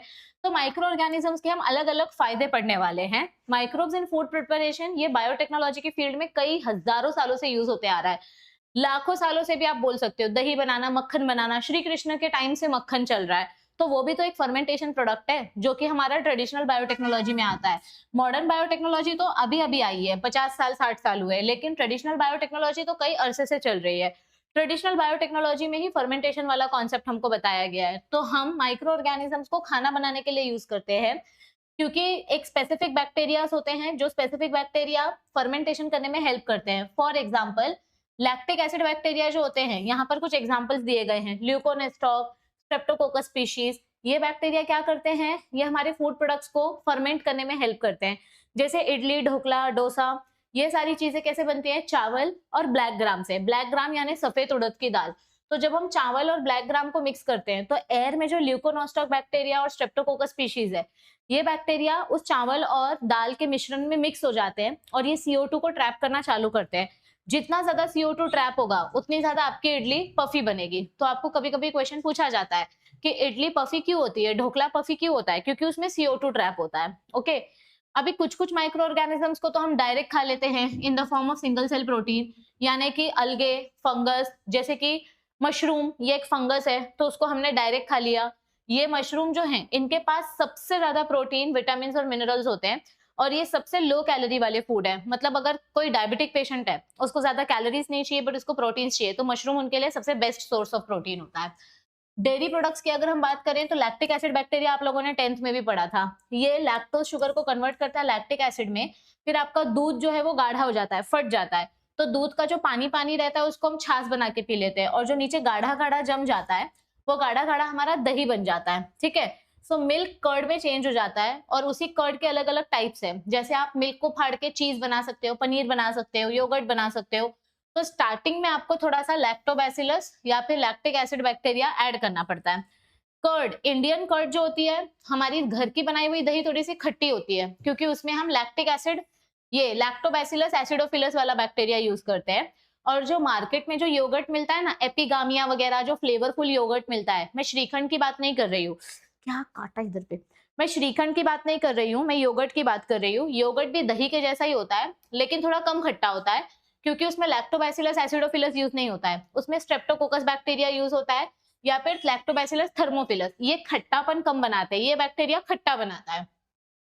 बटर मिल्क यानी छाछ, दही के ऊपर ऊपर का जो पानी है वो हम छाछ के फॉर्म में यूज करते हैं। चीज, यहाँ पर हम मिल्क को प्रॉपरली बॉईल करके उसको फाड़ के उसमें थोड़ा सा लैक्टिक एसिड ऐड करके उसका जो मलाई मलाई वाला पार्ट है वो अच्छे से फिल्टर कर करके उसको हम फर्मेंट करने के लिए रखते हैं। तो हमने जो दूध को फाड़ के फर्मेंट करने रखा, उसमें हम कुछ फंगस ऐड करते हैं। अब यहाँ पर अलग अलग चीज के लिए अलग अलग माइक्रो ऑर्गेनिज्म बताया है। फॉर एग्जाम्पल, रॉकफोर्ट एंड कैमम्बर्ट चीज के लिए हम ब्लू ग्रीन फंगस यूज करते हैं, ये फंगस का नाम है। लार्ज होल जो Swiss cheese, Tom and Jerry वाली जो येलो वाली चीज आती है ना, उसमें देखो ऐसे बड़ा बड़ा होल्स रहता है, तो ये बड़ा होल स्विस चीज में आता है, क्योंकि इसमें आपका CO2 ट्रैप हो जाता है। और इस चीज को बनाने के लिए हम कौन सा ऑर्गेनिज्म यूज करते हैं? प्रोपियोनिबैक्टीरियम शेरमानी। तो आपको ये एग्जांपल्स पूछे जाते हैं कि कौन सी चीज के लिए कौन सा बैक्टीरिया यूज हो रहा है या कौन सा फंगस यूज हो रहा है। माइक्रो ऑर्गेनिजम्स को हम इंडस्ट्रियल प्रोडक्शन के लिए भी यूज करते हैं। माइक्रो ऑर्गेनिजम्स की मदद से हम एंटीबायोटिक्स बनाते हैं, एंजाइम्स बनाते हैं और ऑर्गेनिक एसिड्स बनाते हैं, और ये सब प्रोसेस हमको बड़े अमाउंट में करना पड़ता है। तो हम ये सारा प्रोडक्ट बनाने के लिए बड़ा बड़ा डिवाइस यूज करते हैं, बड़ी बड़ी मशीन यूज करते हैं, उनको बोलते हैं large tower fermenters. Tower fermenter दिखने में ऐसा होता है। ठीक है, अब यहाँ पर बहुत सारे एग्जाम्पल दिए। अल्कोहलिक बेवरेजेस की अगर हम बात करें तो बहुत लाखों करोड़ों सालों से अल्कोहल फर्मेंटेशन तो हम यूज कर ही रहे हैं। ठीक है, फ्रूट से अल्कोहल बनता है, वेजिटेबल से, सड़े हुए राइस, मच्छी, पता नहीं किस किस चीजों से हम अल्कोहल बना सकते हैं। तो देखो, बेकिंग इंडस्ट्री और brewing industry, brewing means alcohol बनाना, दोनों के लिए हम सैक्रोमाइसिस स्पीशीज यूज करते हैं। सैक्रोमाइसिस सेरिविसिया यूज होता है बेकिंग इंडस्ट्री में, और सैक्रोमाइसिस एलिप्सोइडिस यूज होता है अल्कोहल इंडस्ट्री में। यहाँ पर हम अपने सीरियल्स को, वेजिटेबल्स, फ्रूट्स को फर्मेंट करने के लिए ये सारी चीजें यूज करते हैं। अब देखो, वाइन और बियर की अगर बात किया जाए तो इसमें सबसे कम अल्कोहल होता है, क्योंकि इसको हम बॉईल नहीं करते, इसका डिस्टिलेशन नहीं करते। लेकिन अगर हम विस्की, ब्रांडी, रम की बात करें तो इसमें सबसे ज्यादा अल्कोहल होता है, क्योंकि इसको बॉईल करके प्योर वेपर्स को कलेक्ट करके उस अल्कोहल को कंडेंस किया जाता है। मतलब ये बहुत ही प्योर अल्कोहल होते हैं, इसमें 50-60% अल्कोहल का कॉन्सेंट्रेशन होता है। बहुत सारे जगह पे तो लोकल अल्कोहल्स चलते हैं, जैसे साउथ में ताड़ी माड़ी चलता है, गोवा में फेनी चलता है जो कि कैश्यू के फ्रूट से बनाया जाता है, यहाँ पर पाम फ्रूट से जो बनाया जाता है ताड़ी माड़ी वो चलता है। तो हर एक जगह का अलग अलग टाइप का अल्कोहल फर्मेंटेशन फेमस होता है। अगर हम ऑर्गेनिक के एसिड्स की बात करें, देखो मैंने आपको एकदम स्टार्टिंग में बोला था कि आपको 4 टेबल कंपलसरी पढ़ना है, ये फर्स्ट वाला टेबल है। ऑर्गेनिक एसिड्स का क्या काम होता है, ये हम इंडस्ट्री में भी यूज करते हैं, मेडिसिन वगैरह में भी यूज करते हैं। अलग अलग माइक्रो ऑर्गेनिज्म से अलग अलग एसिड प्रोडक्शन होता है। ठीक है, सिट्रिक एसिड किधर यूज होता है? कन्फेक्शनरी में, फूड इंडस्ट्री में। ग्लूकोनिक एसिड कहाँ पे यूज होता है? मेडिसिन में यूज होता है। फ्यूमरिक एसिड कहाँ पर यूज होता है? ये भी पेंट इंडस्ट्रीज में यूज होता है। विनेगर कहाँ पर यूज होता है? विनेगर यूज होता है अपने फूड इंडस्ट्री में, है ना, अपने चाइनीज वगैरह में डालने के लिए और बहुत सारे फूड प्रोडक्ट्स में डालने के लिए। विटामिन, ये सेकंड टेबल है जो कि बहुत इंपॉर्टेंट है। विटामिन का इंपॉर्टेंस बहुत ज्यादा है। देखो, हमारी बॉडी में ना, we can not synthesise vitamin, हम विटामिन अपनी बॉडी में नहीं बना सकते, सिर्फ विटामिन डी अपनी बॉडी में बनता है, बाकी सारी विटामिन हमको बाहर से लेनी पड़ती है। तो बाहर से विटामिन लेने के लिए माइक्रो ऑर्गेनिजम्स के अंदर विटामिन बनना चाहिए, तो माइक्रो ऑर्गेनिजम्स अलग अलग टाइप के विटामिन बनाते हैं। तो यहाँ पर कौन सा माइक्रो ऑर्गेनिज्म कौन सा विटामिन बनाता है ये आपको दिया है, आप ये याद रख सकते हो। एस्परजिलस नाइजर इधर पे भी था, एस्परजिलस नाइजर सिट्रिक एसिड बनाता है और एस्परजिलस नाइजर ग्लूकोनिक एसिड बनाता है। सिट्रिक एसिड मतलब विटामिन सी, तो यहाँ पर विटामिन सी भी एस्परजिलस नाइजर बना रहा है। थर्ड टेबल आता है, सबसे इंपॉर्टेंट टेबल, एंटीबायोटिक्स वाला। देखो एंटीबायोटिक्स का काम क्या होता है, ये किसी भी पैथोजन से हमको प्रोटेक्ट करने का काम करते हैं, ठीक है। एंटीबायोटिक्स क्या करते हैं, they inhibit the growth of other microbial pathogens, इसीलिए इनको हम मेडिसिन में यूज करते हैं। अब एंटीबायोटिक्स ने हमारी लाइफ को काफी ज्यादा इजी बना दिया है, तो अलग अलग माइक्रो ऑर्गेनिज्म से, मतलब सोचो एक माइक्रो ऑर्गेनिज्म से जो एंटीबायोटिक मिल रहा है, वही एंटीबायोटिक दूसरे माइक्रो ऑर्गेनिज्म को मारने में हेल्प करेगा। तो स्ट्रेप्टोकोकस वेनिजुले, स्ट्रेप्टोकोकस एरिथ्रियस, ऐसे अलग अलग माइक्रो ऑर्गेनिज्म से अलग अलग एंटीबायोटिक मिलता है, जो अलग अलग इन्फेक्शन को ट्रीट करने के लिए यूज किया जाता है। तो ये पूरा टेबल आपको बोर्ड्स में पूछा जाता है। ये देखो 2022 में आपको क्वेश्चन पूछा गया था, ये एंटीबायोटिक वाला क्वेश्चन है, ये सब एंटीबायोटिक वाले क्वेश्चन है। 2022 में आपको पूछा गया था, give the name of microbial source of antibiotic chloromycetin. नहीं, ये 2023 का क्वेश्चन है। हाँ, ये 2023 का क्वेश्चन है। क्लोरोमाइसिटीन एंटीबायोटिक किससे बनता है, ये देखो क्लोरोमाइसिटीन किससे बना है, स्ट्रेप्टोकोकस वेनिजुले। तो यहाँ पर स्ट्रेप्टोकोकस वेनिजुले आएगा। तो ऐसे आपको ना ये टेबल के ऊपर क्वेश्चन आता ही आता है, सीईटी में भी कंपलसरी क्वेश्चन आता है। अब यहाँ पर एंजाइम्स के ऊपर क्वेश्चन पूछा गया है। देखो एंजाइम्स का क्या काम होता है, ये हमारे बायोकेमिकल प्रोसेस को फास्ट करने में हेल्प करते हैं। कुछ माइक्रो ऑर्गेनिजम्स जो है वो लार्ज क्वांटिटी में एंजाइम्स बनाते हैं, for example amylase, cellulase, protease, lipase, अलग अलग, ठीक है। हर एक एंजाइम का कुछ ना कुछ फायदा है। अमाइलेज स्टार्च को ब्रेक डाउन करता है, सेल्यूलेज सेल्यूलोज को डाइजेस्ट करता है यानी कॉम्प्लेक्स पॉलीसैकेराइड शुगर को, प्रोटीएज प्रोटीन को ब्रेक डाउन करेगा, लाइपेज एंजाइम हम ये इसमें यूज करते हैं, डिटर्जेंट इंडस्ट्री में यूज करते हैं, क्योंकि ये ऑयल वगैरह को रिमूव करने में हेल्प करता है, जो तेल का दाग होता है। और ये कॉस्मेटिक्स में भी यूज होता है, जिनकी ऑयली स्किन होती है तो फेस वॉश वगैरह में यूज किया जाता है।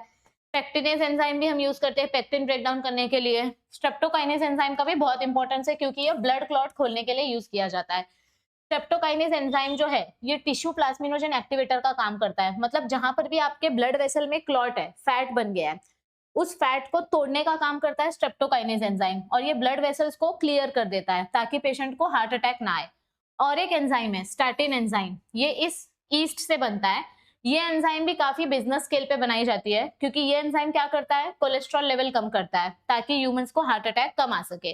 तो यहाँ पर एंजाइम्स वाला टेबल भी बहुत इंपॉर्टेंट है, कौन से ऑर्गेनिज्म से कौन सा एंजाइम बनता है, ये आप सॉरी ये इसका है और ये इसका है, कौन से ऑर्गेनिज्म से कौन सा एंजाइम बनता है, ये आपको कंपलसरी पता होना चाहिए, ठीक है। तो यहाँ पर आपको 2022 में क्वेश्चन भी पूछा गया था। 2022 में एंटीबायोटिक्स के ऊपर भी क्वेश्चन आया था, विटामिन्स के ऊपर भी था, ऑर्गेनिक एसिड के ऊपर भी था और एंजाइम्स के ऊपर भी था। देखो मिक्स क्वेश्चन 2022 में तो पूरा यही टेबल के ऊपर ही क्वेश्चन पूछा था। गिबरलिन प्रोडक्शन हमने चैप्टर नंबर 7 में पढ़ा है। गिबरलिन हार्मोन ग्रोथ हार्मोन है, ये जापानीज साइंटिस्ट ने डिस्कवर किया था, गिबरेला फ्यूजिकुराई फंगस से लिया गया था। अलग अलग टाइप के गिबरलिन हार्मोन है, सबसे ज्यादा एक्टिव GA3 माना जाता है। ये पार्थेनोकार्पी करता है, सीड की डोरमेंसी ब्रेक करता है और लॉन्ग डे प्लांट्स को जल्दी फ्लावर करने में हेल्प करता है। और प्लस ये हमको फ्रूट्स की साइज भी बढ़ाने में हेल्प करता है, शुगर केन की साइज, ग्रेप्स की size, okay. Microbes in sewage treatment, अभी सीवेज वाटर मतलब क्या होता है, गटर का पानी। गटर के पानी में बहुत सारे अलग अलग टाइप के माइक्रो ऑर्गेनिजम्स होते हैं, ये पानी सीधा समुद्र में डाल देंगे तो समुद्र में रहने वाले प्लांट्स और एनिमल्स मर जाएंगे, इसीलिए पहले हमको गटर के पानी को थोड़ा ट्रीट करना पड़ता है, उसकी टॉक्सिसिटी को थोड़ा कम करना पड़ता है, उसके बाद हम वो गटर का पानी समुद्र में डाल सकते हैं। तो सीवेज को ट्रीट करने के अलग अलग स्टेप्स होते हैं। सबसे पहली बात तो हमारे सीवेज वाटर में कितना परसेंट कौन सा कचरा है ये आपको पता होना चाहिए। टेक्सटाइल का कचरा, डेयरी इंडस्ट्री, मुर्दा घर का कचरा, हर चीज का, हॉस्पिटल का, घर का, किचन का, होटल का, हर जगह का कचरा गटर में जाता है, ठीक है। तो हम अपने गटर के पानी को ट्रीट कैसे करेंगे, पहला स्टेप होता है प्रिलिमिनरी ट्रीटमेंट। इसमें हम क्या करते हैं, बड़ा बड़ा कचरा निकालते हैं। गटर साफ होते हुए तो आप सबने देखा ही है, पहले बड़ा बड़ा कचरा सेटल जो रहता है, ऊपर ऊपर प्लास्टिक पत्थर जो भी रहता है, वो बड़े बड़े कचरे को हम साइड में निकाल देते हैं, ठीक है, that is preliminary treatment. Screening मतलब यहाँ पे हमने बड़ा बड़ा कचरा निकाल के साइड में रख दिया। फिर सेकंड स्टेप आता है ग्रिट चेम्बर। इसमें हम क्या करते हैं, ऐसा एक ग्रिट चेम्बर रहता है, इसमें हम पानी को पास करते हैं ताकि हमारा जो भी छोटा छोटा कचरा है वो कचरा इसमें से फिल्टर हो जाएगा और आपका ये जो कचरा है ये कचरा इधर ही रहेगा, सिर्फ पानी आगे पास हो जाएगा। तो ग्रिट चेम्बर में आपका प्रिलिमिनरी ट्रीटमेंट होता है, मतलब आप छोटे छोटे पत्थर को फिल्टर कर लेते हो और सिर्फ पानी आगे जाता है। फिर थर्ड स्टेप क्या आता है, ये देखो यहाँ पर पूछा गया है 2024 में, explain preliminary treatment of sewage. तो यहाँ पर पहले बड़ा बड़ा कचरा स्क्रीनिंग करके निकालेंगे, लार्ज वेस्ट, और फिर ग्रिड चेम्बर से अपने कचरे को पास करेंगे। मतलब पत्थर का फिल्टर रहता है तो उसमें छोटे छोटे जो पेबल्स रहते हैं वो छोटे छोटे पेबल्स आपकी मिट्टी को एब्जॉर्ब कर लेते हैं और सिर्फ पानी पानी को आगे पास कर देते हैं। अब हमारा जो पानी है वो पानी जाएगा प्राइमरी ट्रीटमेंट के लिए। पहले प्रिलिमिनरी ट्रीटमेंट है, फिर प्राइमरी ट्रीटमेंट होता है। This is absolutely physical treatment, इसको प्राइमरी सेडिमेंटेशन टैंक बोलते हैं। तो यहाँ पर जो भी पानी हमने जमा किया उसको हमने इस टैंक में भेजा। अब ये टैंक में आपका कचरा नीचे सेटल हो जाएगा, कचरा पूरा नीचे सेटल होगा, अबाउट 50 to 70% सॉलिड नीचे सेटल हो जाता है। और आपके जो ऑर्गेनिजम्स हैं, जो ई कोलाई या कोलीफॉर्म ऑर्गेनिजम्स हैं, ये ऑर्गेनिजम्स भी आपके सेटल हो जाते हैं। Organic matter which is settle down is called primary sludge. अब यहाँ पे जो कचरा सेटल हो गया है इसको हम बोलते हैं प्राइमरी स्लज। इस स्लज को हम अपने हाथ से निकालते हैं, मतलब मशीन से हम इसको निकाल देते हैं। और जो ऊपर ऊपर का पानी रहता है, ये ऊपर ऊपर के पानी को हम एरेशन टैंक में डालते हैं। एरेशन टैंक में क्या होता है, कंटिन्यू ऑक्सीजन सप्लाई होता है। तो यहाँ पर कंटिन्यू ऑक्सीजन मिलने की वजह से माइक्रो ऑर्गेनिजम्स की ग्रोथ होती है। अब ये माइक्रो ऑर्गेनिजम्स ग्रो होते जाएंगे होते जाएंगे होते जाएंगे और आपके पानी के ऊपर इधर पे ना एक काई की लेयर जम जाएगी, उसको बोलते हैं फ्लॉक। मतलब अलगे, फंगस, बैक्टीरिया की वजह से एक पूरा एक जाली बन जाता है। ठीक है, तो यहाँ पर जितने भी एरोबिक ऑर्गेनिजम्स थे, ऑक्सीजन खा खा के एरोबिक ऑर्गेनिजम्स ने अपना पूरा एक लेयर बना दिया। तो अब अंदर ऑक्सीजन नहीं जा रहा है क्योंकि ऊपर एक परत जम गई है। तो अब अंदर के जो ऑर्गेनिजम्स है वो मरना चालू हो जाएंगे। ठीक है, और ऊपर जो लेयर जम गई थी उसके वजह से अंदर CO2 का कॉन्सेंट्रेशन बढ़ गया। तो अब धीरे धीरे करके क्या होगा, इधर पे एनारोबिक ऑर्गेनिजम्स की ग्रोथ स्टार्ट होगी। मतलब देखो, पहले क्या हुआ, पहले हमने ऑक्सीजन दिया तो एरोबिक ऑर्गेनिजम्स की ग्रोथ हुई। ये एरोबिक ऑर्गेनिजम्स ने पूरा ऑर्गेनिक कचरा खा लिया और ऊपर एक लेयर जमा ली। अब लेयर बनने की वजह से अंदर ऑक्सीजन नहीं जा रहा है, तो अंदर अगर ऑक्सीजन नहीं हुआ तो बायोलॉजिकल ऑक्सीजन डिमांड कम हो जाएगी। ऑक्सीजन डिमांड कम होने की वजह से, मतलब ऑक्सीजन सप्लाई कम होने की वजह से अब अंदर ही अंदर एरोबिक ऑर्गेनिजम्स मरने लगेंगे। तो अब यहाँ पर आएगा tertiary treatment. This is chemical treatment. यहाँ पर हम क्या करते हैं, आपका ऑक्सीजन सप्लाई कम हो गया ना, तो अब यहाँ पे पूरा कचरा हम नीचे सेटल होने देते हैं। तो ये जो कचरा नीचे सेटल हो जाता है उसको बोलते हैं स्लज, एक्टिवेटेड स्लज। ये स्लज में से आधे से ज्यादा स्लज हम निकाल लेते हैं और थोड़ा सा स्लज फिर से इसी में ऐड कर देते हैं। अभी इसका जो स्लज हमने निकाला, उस स्लज का हम केक वगैरह बना के या गोबर गैस बना के, बायोगैस बना के उसको यूज कर सकते हैं। ठीक है, तो अब आप इस पानी को आगे पास करोगे, ऊपर नीचे का जो पानी है उसको आगे पास करोगे। लेकिन अब यहाँ पर ऑक्सीजन का सप्लाई नहीं रहेगा, यहाँ पर अब एनारोबिक ऑर्गेनिजम्स की ग्रोथ होगी। तो एनारोबिक बैक्टीरिया क्या करते हैं, ये मरे हुए बैक्टीरिया को खा लेते हैं और जो कचरा है पूरा डाइजेस्ट हो जाता है। तो अब एनारोबिक बैक्टीरिया कौन सा गैस प्रोड्यूस करते हैं, they produce methane gas, hydrogen sulphide यानी गटर के स्मेल वाला गैस, एंड CO2। और जो पानी रहता है वो पानी में हम अब क्लोरीन ऐड कर देते हैं, क्योंकि क्लोरीनेशन से क्या होगा, जितने भी आपके टॉक्सिक बैक्टीरिया है, टाइफाइड, कॉलेरा, जितने भी बैक्टीरिया थे वो सारे के सारे मर जाएंगे। तो chlorination will kill pathogenic bacteria. और जो डाइजेस्टेड स्लज है, मतलब यहाँ पे नीचे जो पूरा कचरा जम गया है, इसको हम बायोगैस के लिए यूज करते हैं। अब कुछ बच्चे बोलेंगे कि अगर मुझे पैथोजन मारना था तो मैंने पहले ही क्लोरीन क्यों नहीं ऐड कर दिया। हमको पैथोजन मारना था, लेकिन हमको जो कचरा है उस कचरे को भी फिल्टर करके निकालना था। तो पहले हमने कचरे को फिल्टर किया, अब ये कचरा बायोगैस बनाने के लिए जाएगा। और फिर जो पानी में पैथोजन है उस पैथोजन को हमने क्लोरीन से मारा। ठीक है, नेक्स्ट आता है microbes in energy generation. Energy generation मतलब क्या होता है, बायोगैस बनाना। तो आपका पहला क्वेश्चन पूछा जाता है कि माइक्रो ऑर्गेनिजम्स की मदद से आप जो बायोगैस बनाते हो, ये एक नॉन कन्वेंशनल तरीका है और रिन्यूएबल सोर्स है। मतलब ये आप बार बार कर सकते हो और इसमें माइक्रो ऑर्गेनिजम्स के फर्मेंटेशन से ये प्रोसेस होता है। अब बायोगैस में कौन से गैसेस कितने परसेंट होते हैं, सबसे ज्यादा मीथेन गैस होता है, फिर CO2, फिर H2S और फिर अदर गैसेस होते हैं। और बायोगैस काफी ज्यादा स्मॉल स्केल इंडस्ट्रीज में यूज किया जाता है क्योंकि ये एनर्जी प्रिजर्व करता है और डायरेक्ट खुद as a source of energy use होता है। हम बायोगैस कैसे बनाते हैं, अपना जो भी कचरा रहता है, घर का, भाजी का, चाय का, बचा हुआ खाना, गांव में जो खेत का कचरा होता है, एनिमल्स की पॉटी, ह्यूमन की पॉटी, जितना भी कचरा रहता है वो सब हम इस टंकी में डाल देते हैं, डाइजेस्टर में डाल देते हैं। देखो, ये जो डाइजेस्टर टैंक है ना, बायोगैस प्लांट, ये अलग अलग इंडस्ट्रीज और अलग अलग इंस्टीट्यूट्स में बनाया जाता है। किसान समथिंग खादी विलेज कॉर्पोरेशन, कुछ तो ऐसा फुल फॉर्म है, मुझे याद नहीं आ रहा है, और ये इंडियन एग्रीकल्चरल रिसर्च इंस्टीट्यूट, इन दोनों ने मिलकर बायोगैस प्लांट बनाया है। बायोगैस प्लांट दिखने में कैसा होता है, जो भी गोबर वगैरह हम जमा करेंगे वो इस डाइजेस्टर में डालेंगे। ये डाइजेस्टर कहाँ पे प्रेजेंट होता है, ये डाइजेस्टर या तो सीमेंट से बनता है या स्टील से या ईंट से, और इसके ऊपर हम एक गैस होल्डर लगाते हैं। ठीक है, ये डाइजेस्टर हम यूजुअली जमीन के नीचे या फिर आधा जमीन में और आधा ऊपर, ऐसा जमीन के नीचे इसको धसा देते हैं ग्राउंड के अंदर, और साइड में यहाँ पर हम चार्ज पिट ऐड करते हैं, मतलब जो भी नया गोबर होगा वो इधर से अंदर जाएगा, ठीक है। और इस डाइजेस्टर के अंदर एक शेकर रहता है जो टाइम टू टाइम ऑक्सीजन को शेक करते रहता है, मतलब गैसेस, ऑक्सीजन गैस को एजिटेट करते रहता है, मिक्स करते रहता है।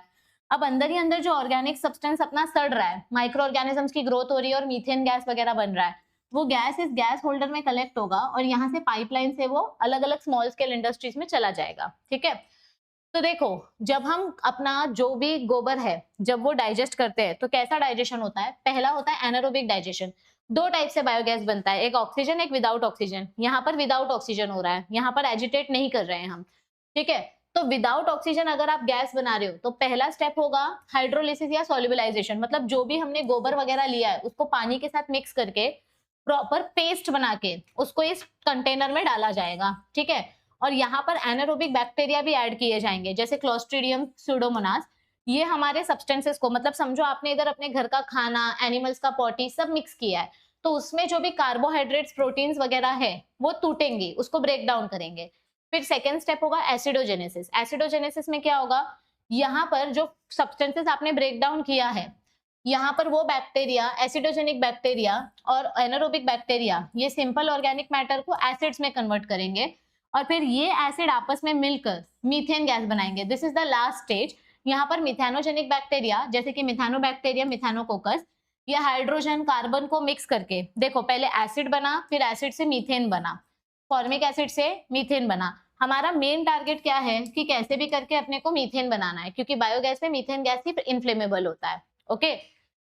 बेनिफिट्स क्या है बायोगैस के? सस्ता है, इसको आप आराम से कभी भी बना सकते हो, रिन्यूएबल सोर्स ऑफ एनर्जी है, इजीली जनरेट कर सकते हैं, इजीली स्टोर कर सकते हैं, स्मॉल स्केल इंडस्ट्रीज में यूज होता है, कुकिंग करने में, स्ट्रीट लाइटिंग में, ठीक है, छोटी छोटी स्मॉल स्केल इंडस्ट्रीज में यूज होता है। काला धुआं नहीं छोड़ता है, ब्लू फ्लेम से जलता है तो फिर लंग कैंसर वगैरह होने के चांसेस कम है। सारा कचरा हमने गैस बनाने में यूज कर लिया तो एनवायरनमेंट में साफ सफाई भी रहती है, इको फ्रेंडली होता है, कोई पोल्यूशन नहीं होता है इसके वजह से, और जो कचरा बच जाता है उसको हम एज अ फर्टिलाइजर यूज कर सकते हैं। तो आपको 2023 में क्वेश्चन पूछा गया था, what is composition of biogas and mention any 4 benefits of biogas. तो बायोगैस किससे बना है? Methane gas, carbon dioxide, hydrogen sulphide. और कैसे बनता है, सॉरी बेनिफिट्स क्या है इसके, ये इसके बेनिफिट्स हैं। अब 2023 में पूछा तो हो सकता है कि 2026 में वापस पूछें, इसीलिए आपको ये टॉपिक पढ़ के जाना है। नेक्स्ट आता है role of microbes as bio control agents. देखो बायो कंट्रोल एजेंट मतलब क्या होता है? एक ऑर्गेनिज्म की मदद से दूसरे ऑर्गेनिज्म को मारना, that is bio control agent. तो एक अलगे की वजह से दूसरे फंगस को मारा या फंगस के वजह से बैक्टीरिया को मारा, एक ऑर्गेनिज्म दूसरे ऑर्गेनिज्म को मार रहा है, these are called as bio control agents, ठीक है। पहले क्या होता था, खेत वगैरह को कीड़े मकोड़े से बचाने के लिए केमिकल पेस्टिसाइड छिड़का जाता था, लेकिन केमिकल पेस्टिसाइड्स के बहुत सारे साइड इफेक्ट्स होते हैं, क्योंकि केमिकल पेस्टिसाइड्स के वजह से जो नीचे केमिकल छूट जाता है वो एनिमल्स खाते हैं, फिर उनके डाइजेस्टिव सिस्टम में रह जाता है, फिर ह्यूमंस भी वो वेजिटेबल्स खाते हैं और हमारी बॉडी के लिए भी वो हेल्दी नहीं होता। तो केमिकल पेस्टिसाइड्स की जगह पर यहाँ पर लिविंग ऑर्गेनिजम्स का यूज किया जाने लगा, जो हमारे सॉइल को भी नुकसान ना पहुंचाए, एनिमल्स को भी नुकसान ना पहुंचाए और ह्यूमंस को भी नुकसान ना पहुंचाए। तो अलग अलग टाइप के बायो कंट्रोल एजेंट्स का एग्जांपल दिया है। पहला है बैसिलस thuringiensis। ये एक ऐसा बैक्टीरिया है जो कैटरपिलर वगैरह को मारने में हेल्प किया जाता है, चैप्टर नंबर 12 में भी हम पढ़ेंगे। बैसिलस thuringiensis का जो स्पोर होता है, जब हम ये स्पोर प्लांट पे छिड़कते हैं तो ये कैटरपिलर इस स्पोर को खाता है। इस स्पोर के अंदर एक प्रोटीन है, क्रिस्टल प्रोटीन, जिसको क्राई प्रोटीन बोलते हैं। ये प्रोटीन इंसेक्ट के स्टमक में जाके एक्टिवेट हो जाती है, क्योंकि इंसेक्ट का पीएच अल्कलाइन होता है, ह्यूमन का पीएच एसिडिक होता है। हमारे पेट में अगर ये स्पोर गया तो भी हमको कुछ फर्क नहीं पड़ेगा, क्योंकि अपना पीएच एसिडिक है, अपना पीएच HCl से बना है, पर इंसेक्ट का पीएच अल्कलाइन होता है। तो ये स्पोर अल्कलाइन पीएच में एक्टिवेट हो जाता है और ये हमारे इंसेक्ट के डाइजेस्टिव सिस्टम को पूरा तोड़ देता है, जिसकी वजह से इंसेक्ट की डेथ हो जाती है। तो बैसिलस thuringiensis की मदद से हम इंसेक्ट को किल कर सकते हैं। ट्राइकोडर्मा स्पीशीज, ये एक ऐसे टाइप का फंगस है जो प्लांट के रूट्स के आसपास रहता है, और जहां पर भी ये फंगस रहेगा वहां पर कोई दूसरा सॉइल का बैक्टीरिया आकर अपने प्लांट को नुकसान नहीं पहुंचाएगा, क्योंकि ये फंगस ये अलग अलग टाइप के केमिकल्स बनाता है, और ये केमिकल क्या करते हैं, ये सॉइल के पैथोजेंस को किल कर देते हैं। तो ऐसे अलग अलग 4 अलग अलग group of bio control agents दिए गए हैं कि कौन सा बैक्टीरिया, कौन सा फंगस, कौन सा प्रोटोजोआ, कौन सा वायरस किसको खत्म करता है। तो आपको कभी कभी इस टेबल में से भी क्वेश्चंस पूछे जाते हैं। बायो हर्बिसाइड्स मतलब क्या होते हैं?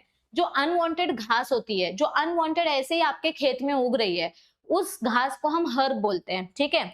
अभी वीड यानी गांजा, वो वाला वीड नहीं, जो अनवांटेड घास होती है वो वाली वीड।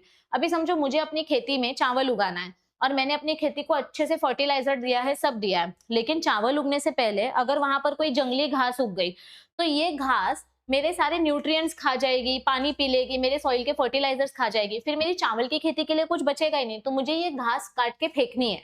तो नेचुरली हम इस घास को कैसे निकाल सकते हैं? अलग अलग टाइप के वीड को रिमूव करने के लिए अलग अलग फंगस बैक्टीरिया का ऑप्शन अपने को दिया गया है। तो ये देखो, फंगस की मदद से हम कौन से वीड्स को निकाल सकते हैं?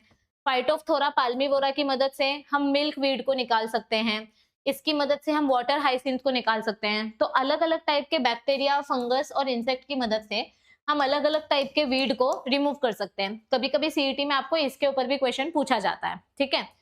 Role of micro organisms as fertilisers, मैंने अभी जस्ट बोला कि केमिकल फर्टिलाइजर्स के बहुत सारे साइड इफेक्ट्स होते हैं, इसीलिए हम eco friendly biological fertilisers use करने में ज्यादा बिलीव करते हैं।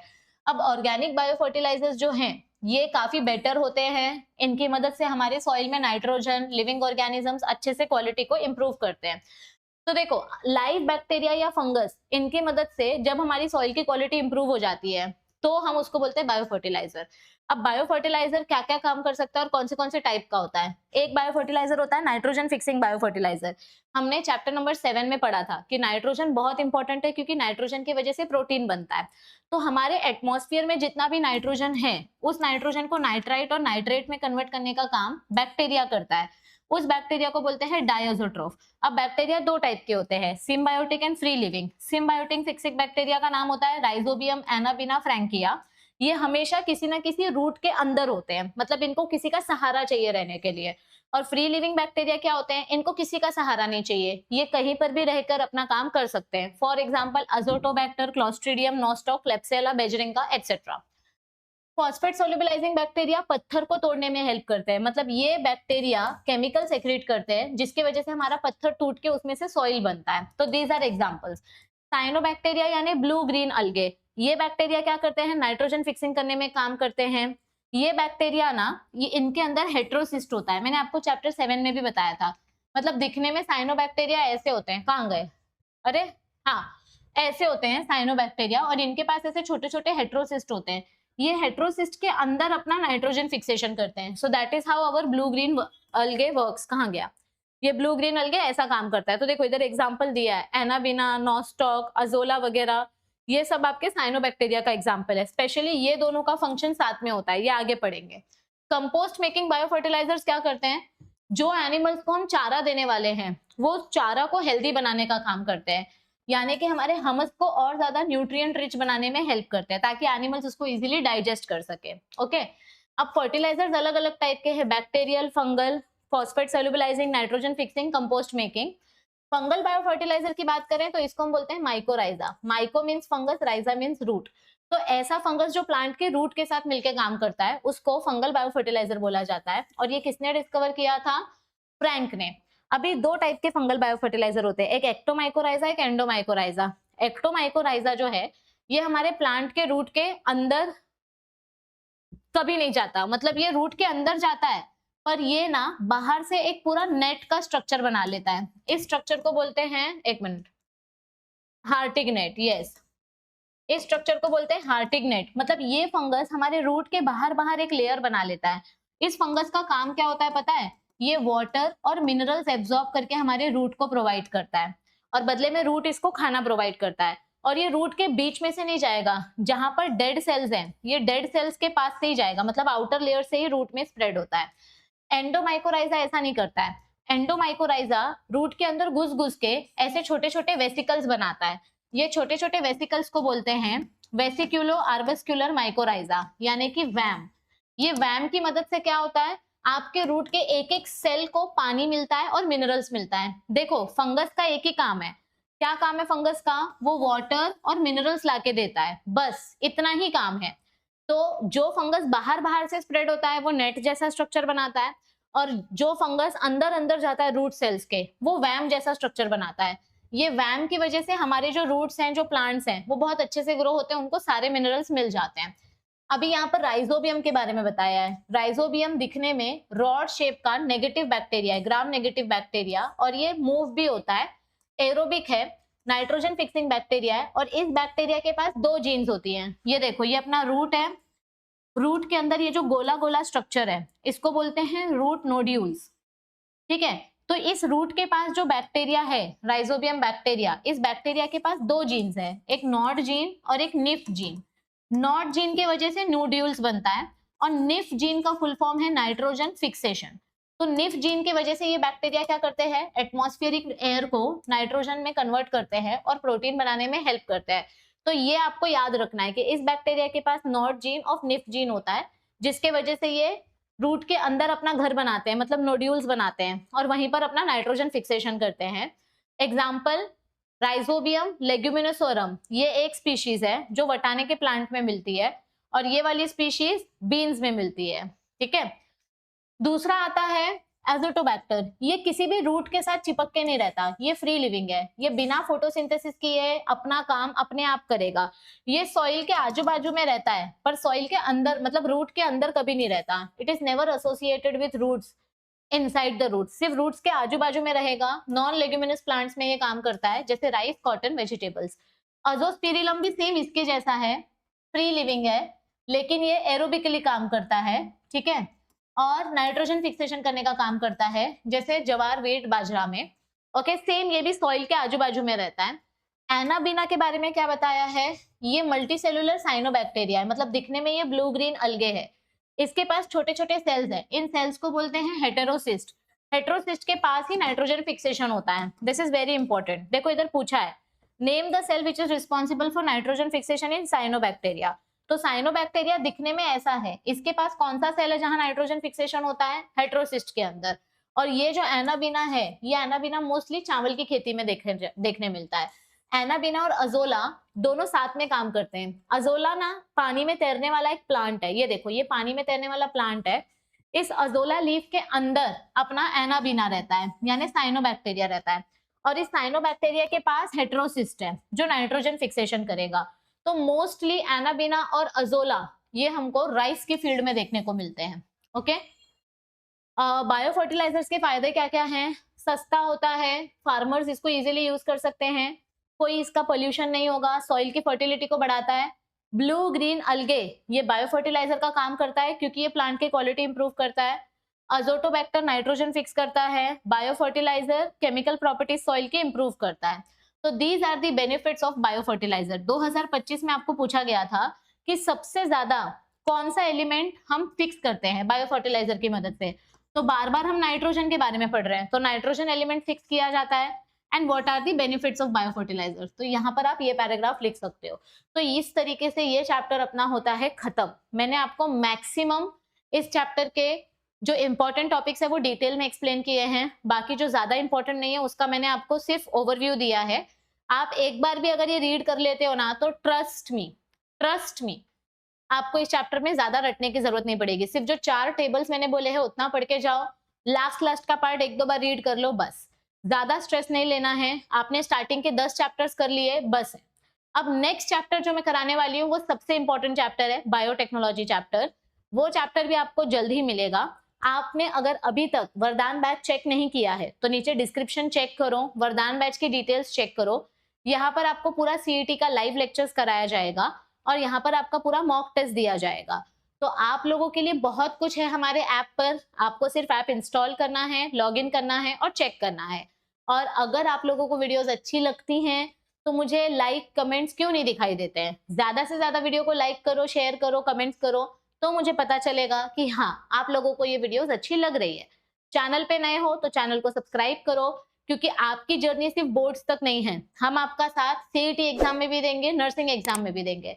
तो आपके लिए ही सारा कंटेंट लाया जा रहा है, तो चैनल का नोटिफिकेशन ऑन रखो ताकि आपका कुछ भी मिस ना हो, और हमें सपोर्ट करो और चैनल को सब्सक्राइब करो ताकि हम आपको सपोर्ट करें। So all the best everybody, and I will see you all very soon. Till then, stay tuned.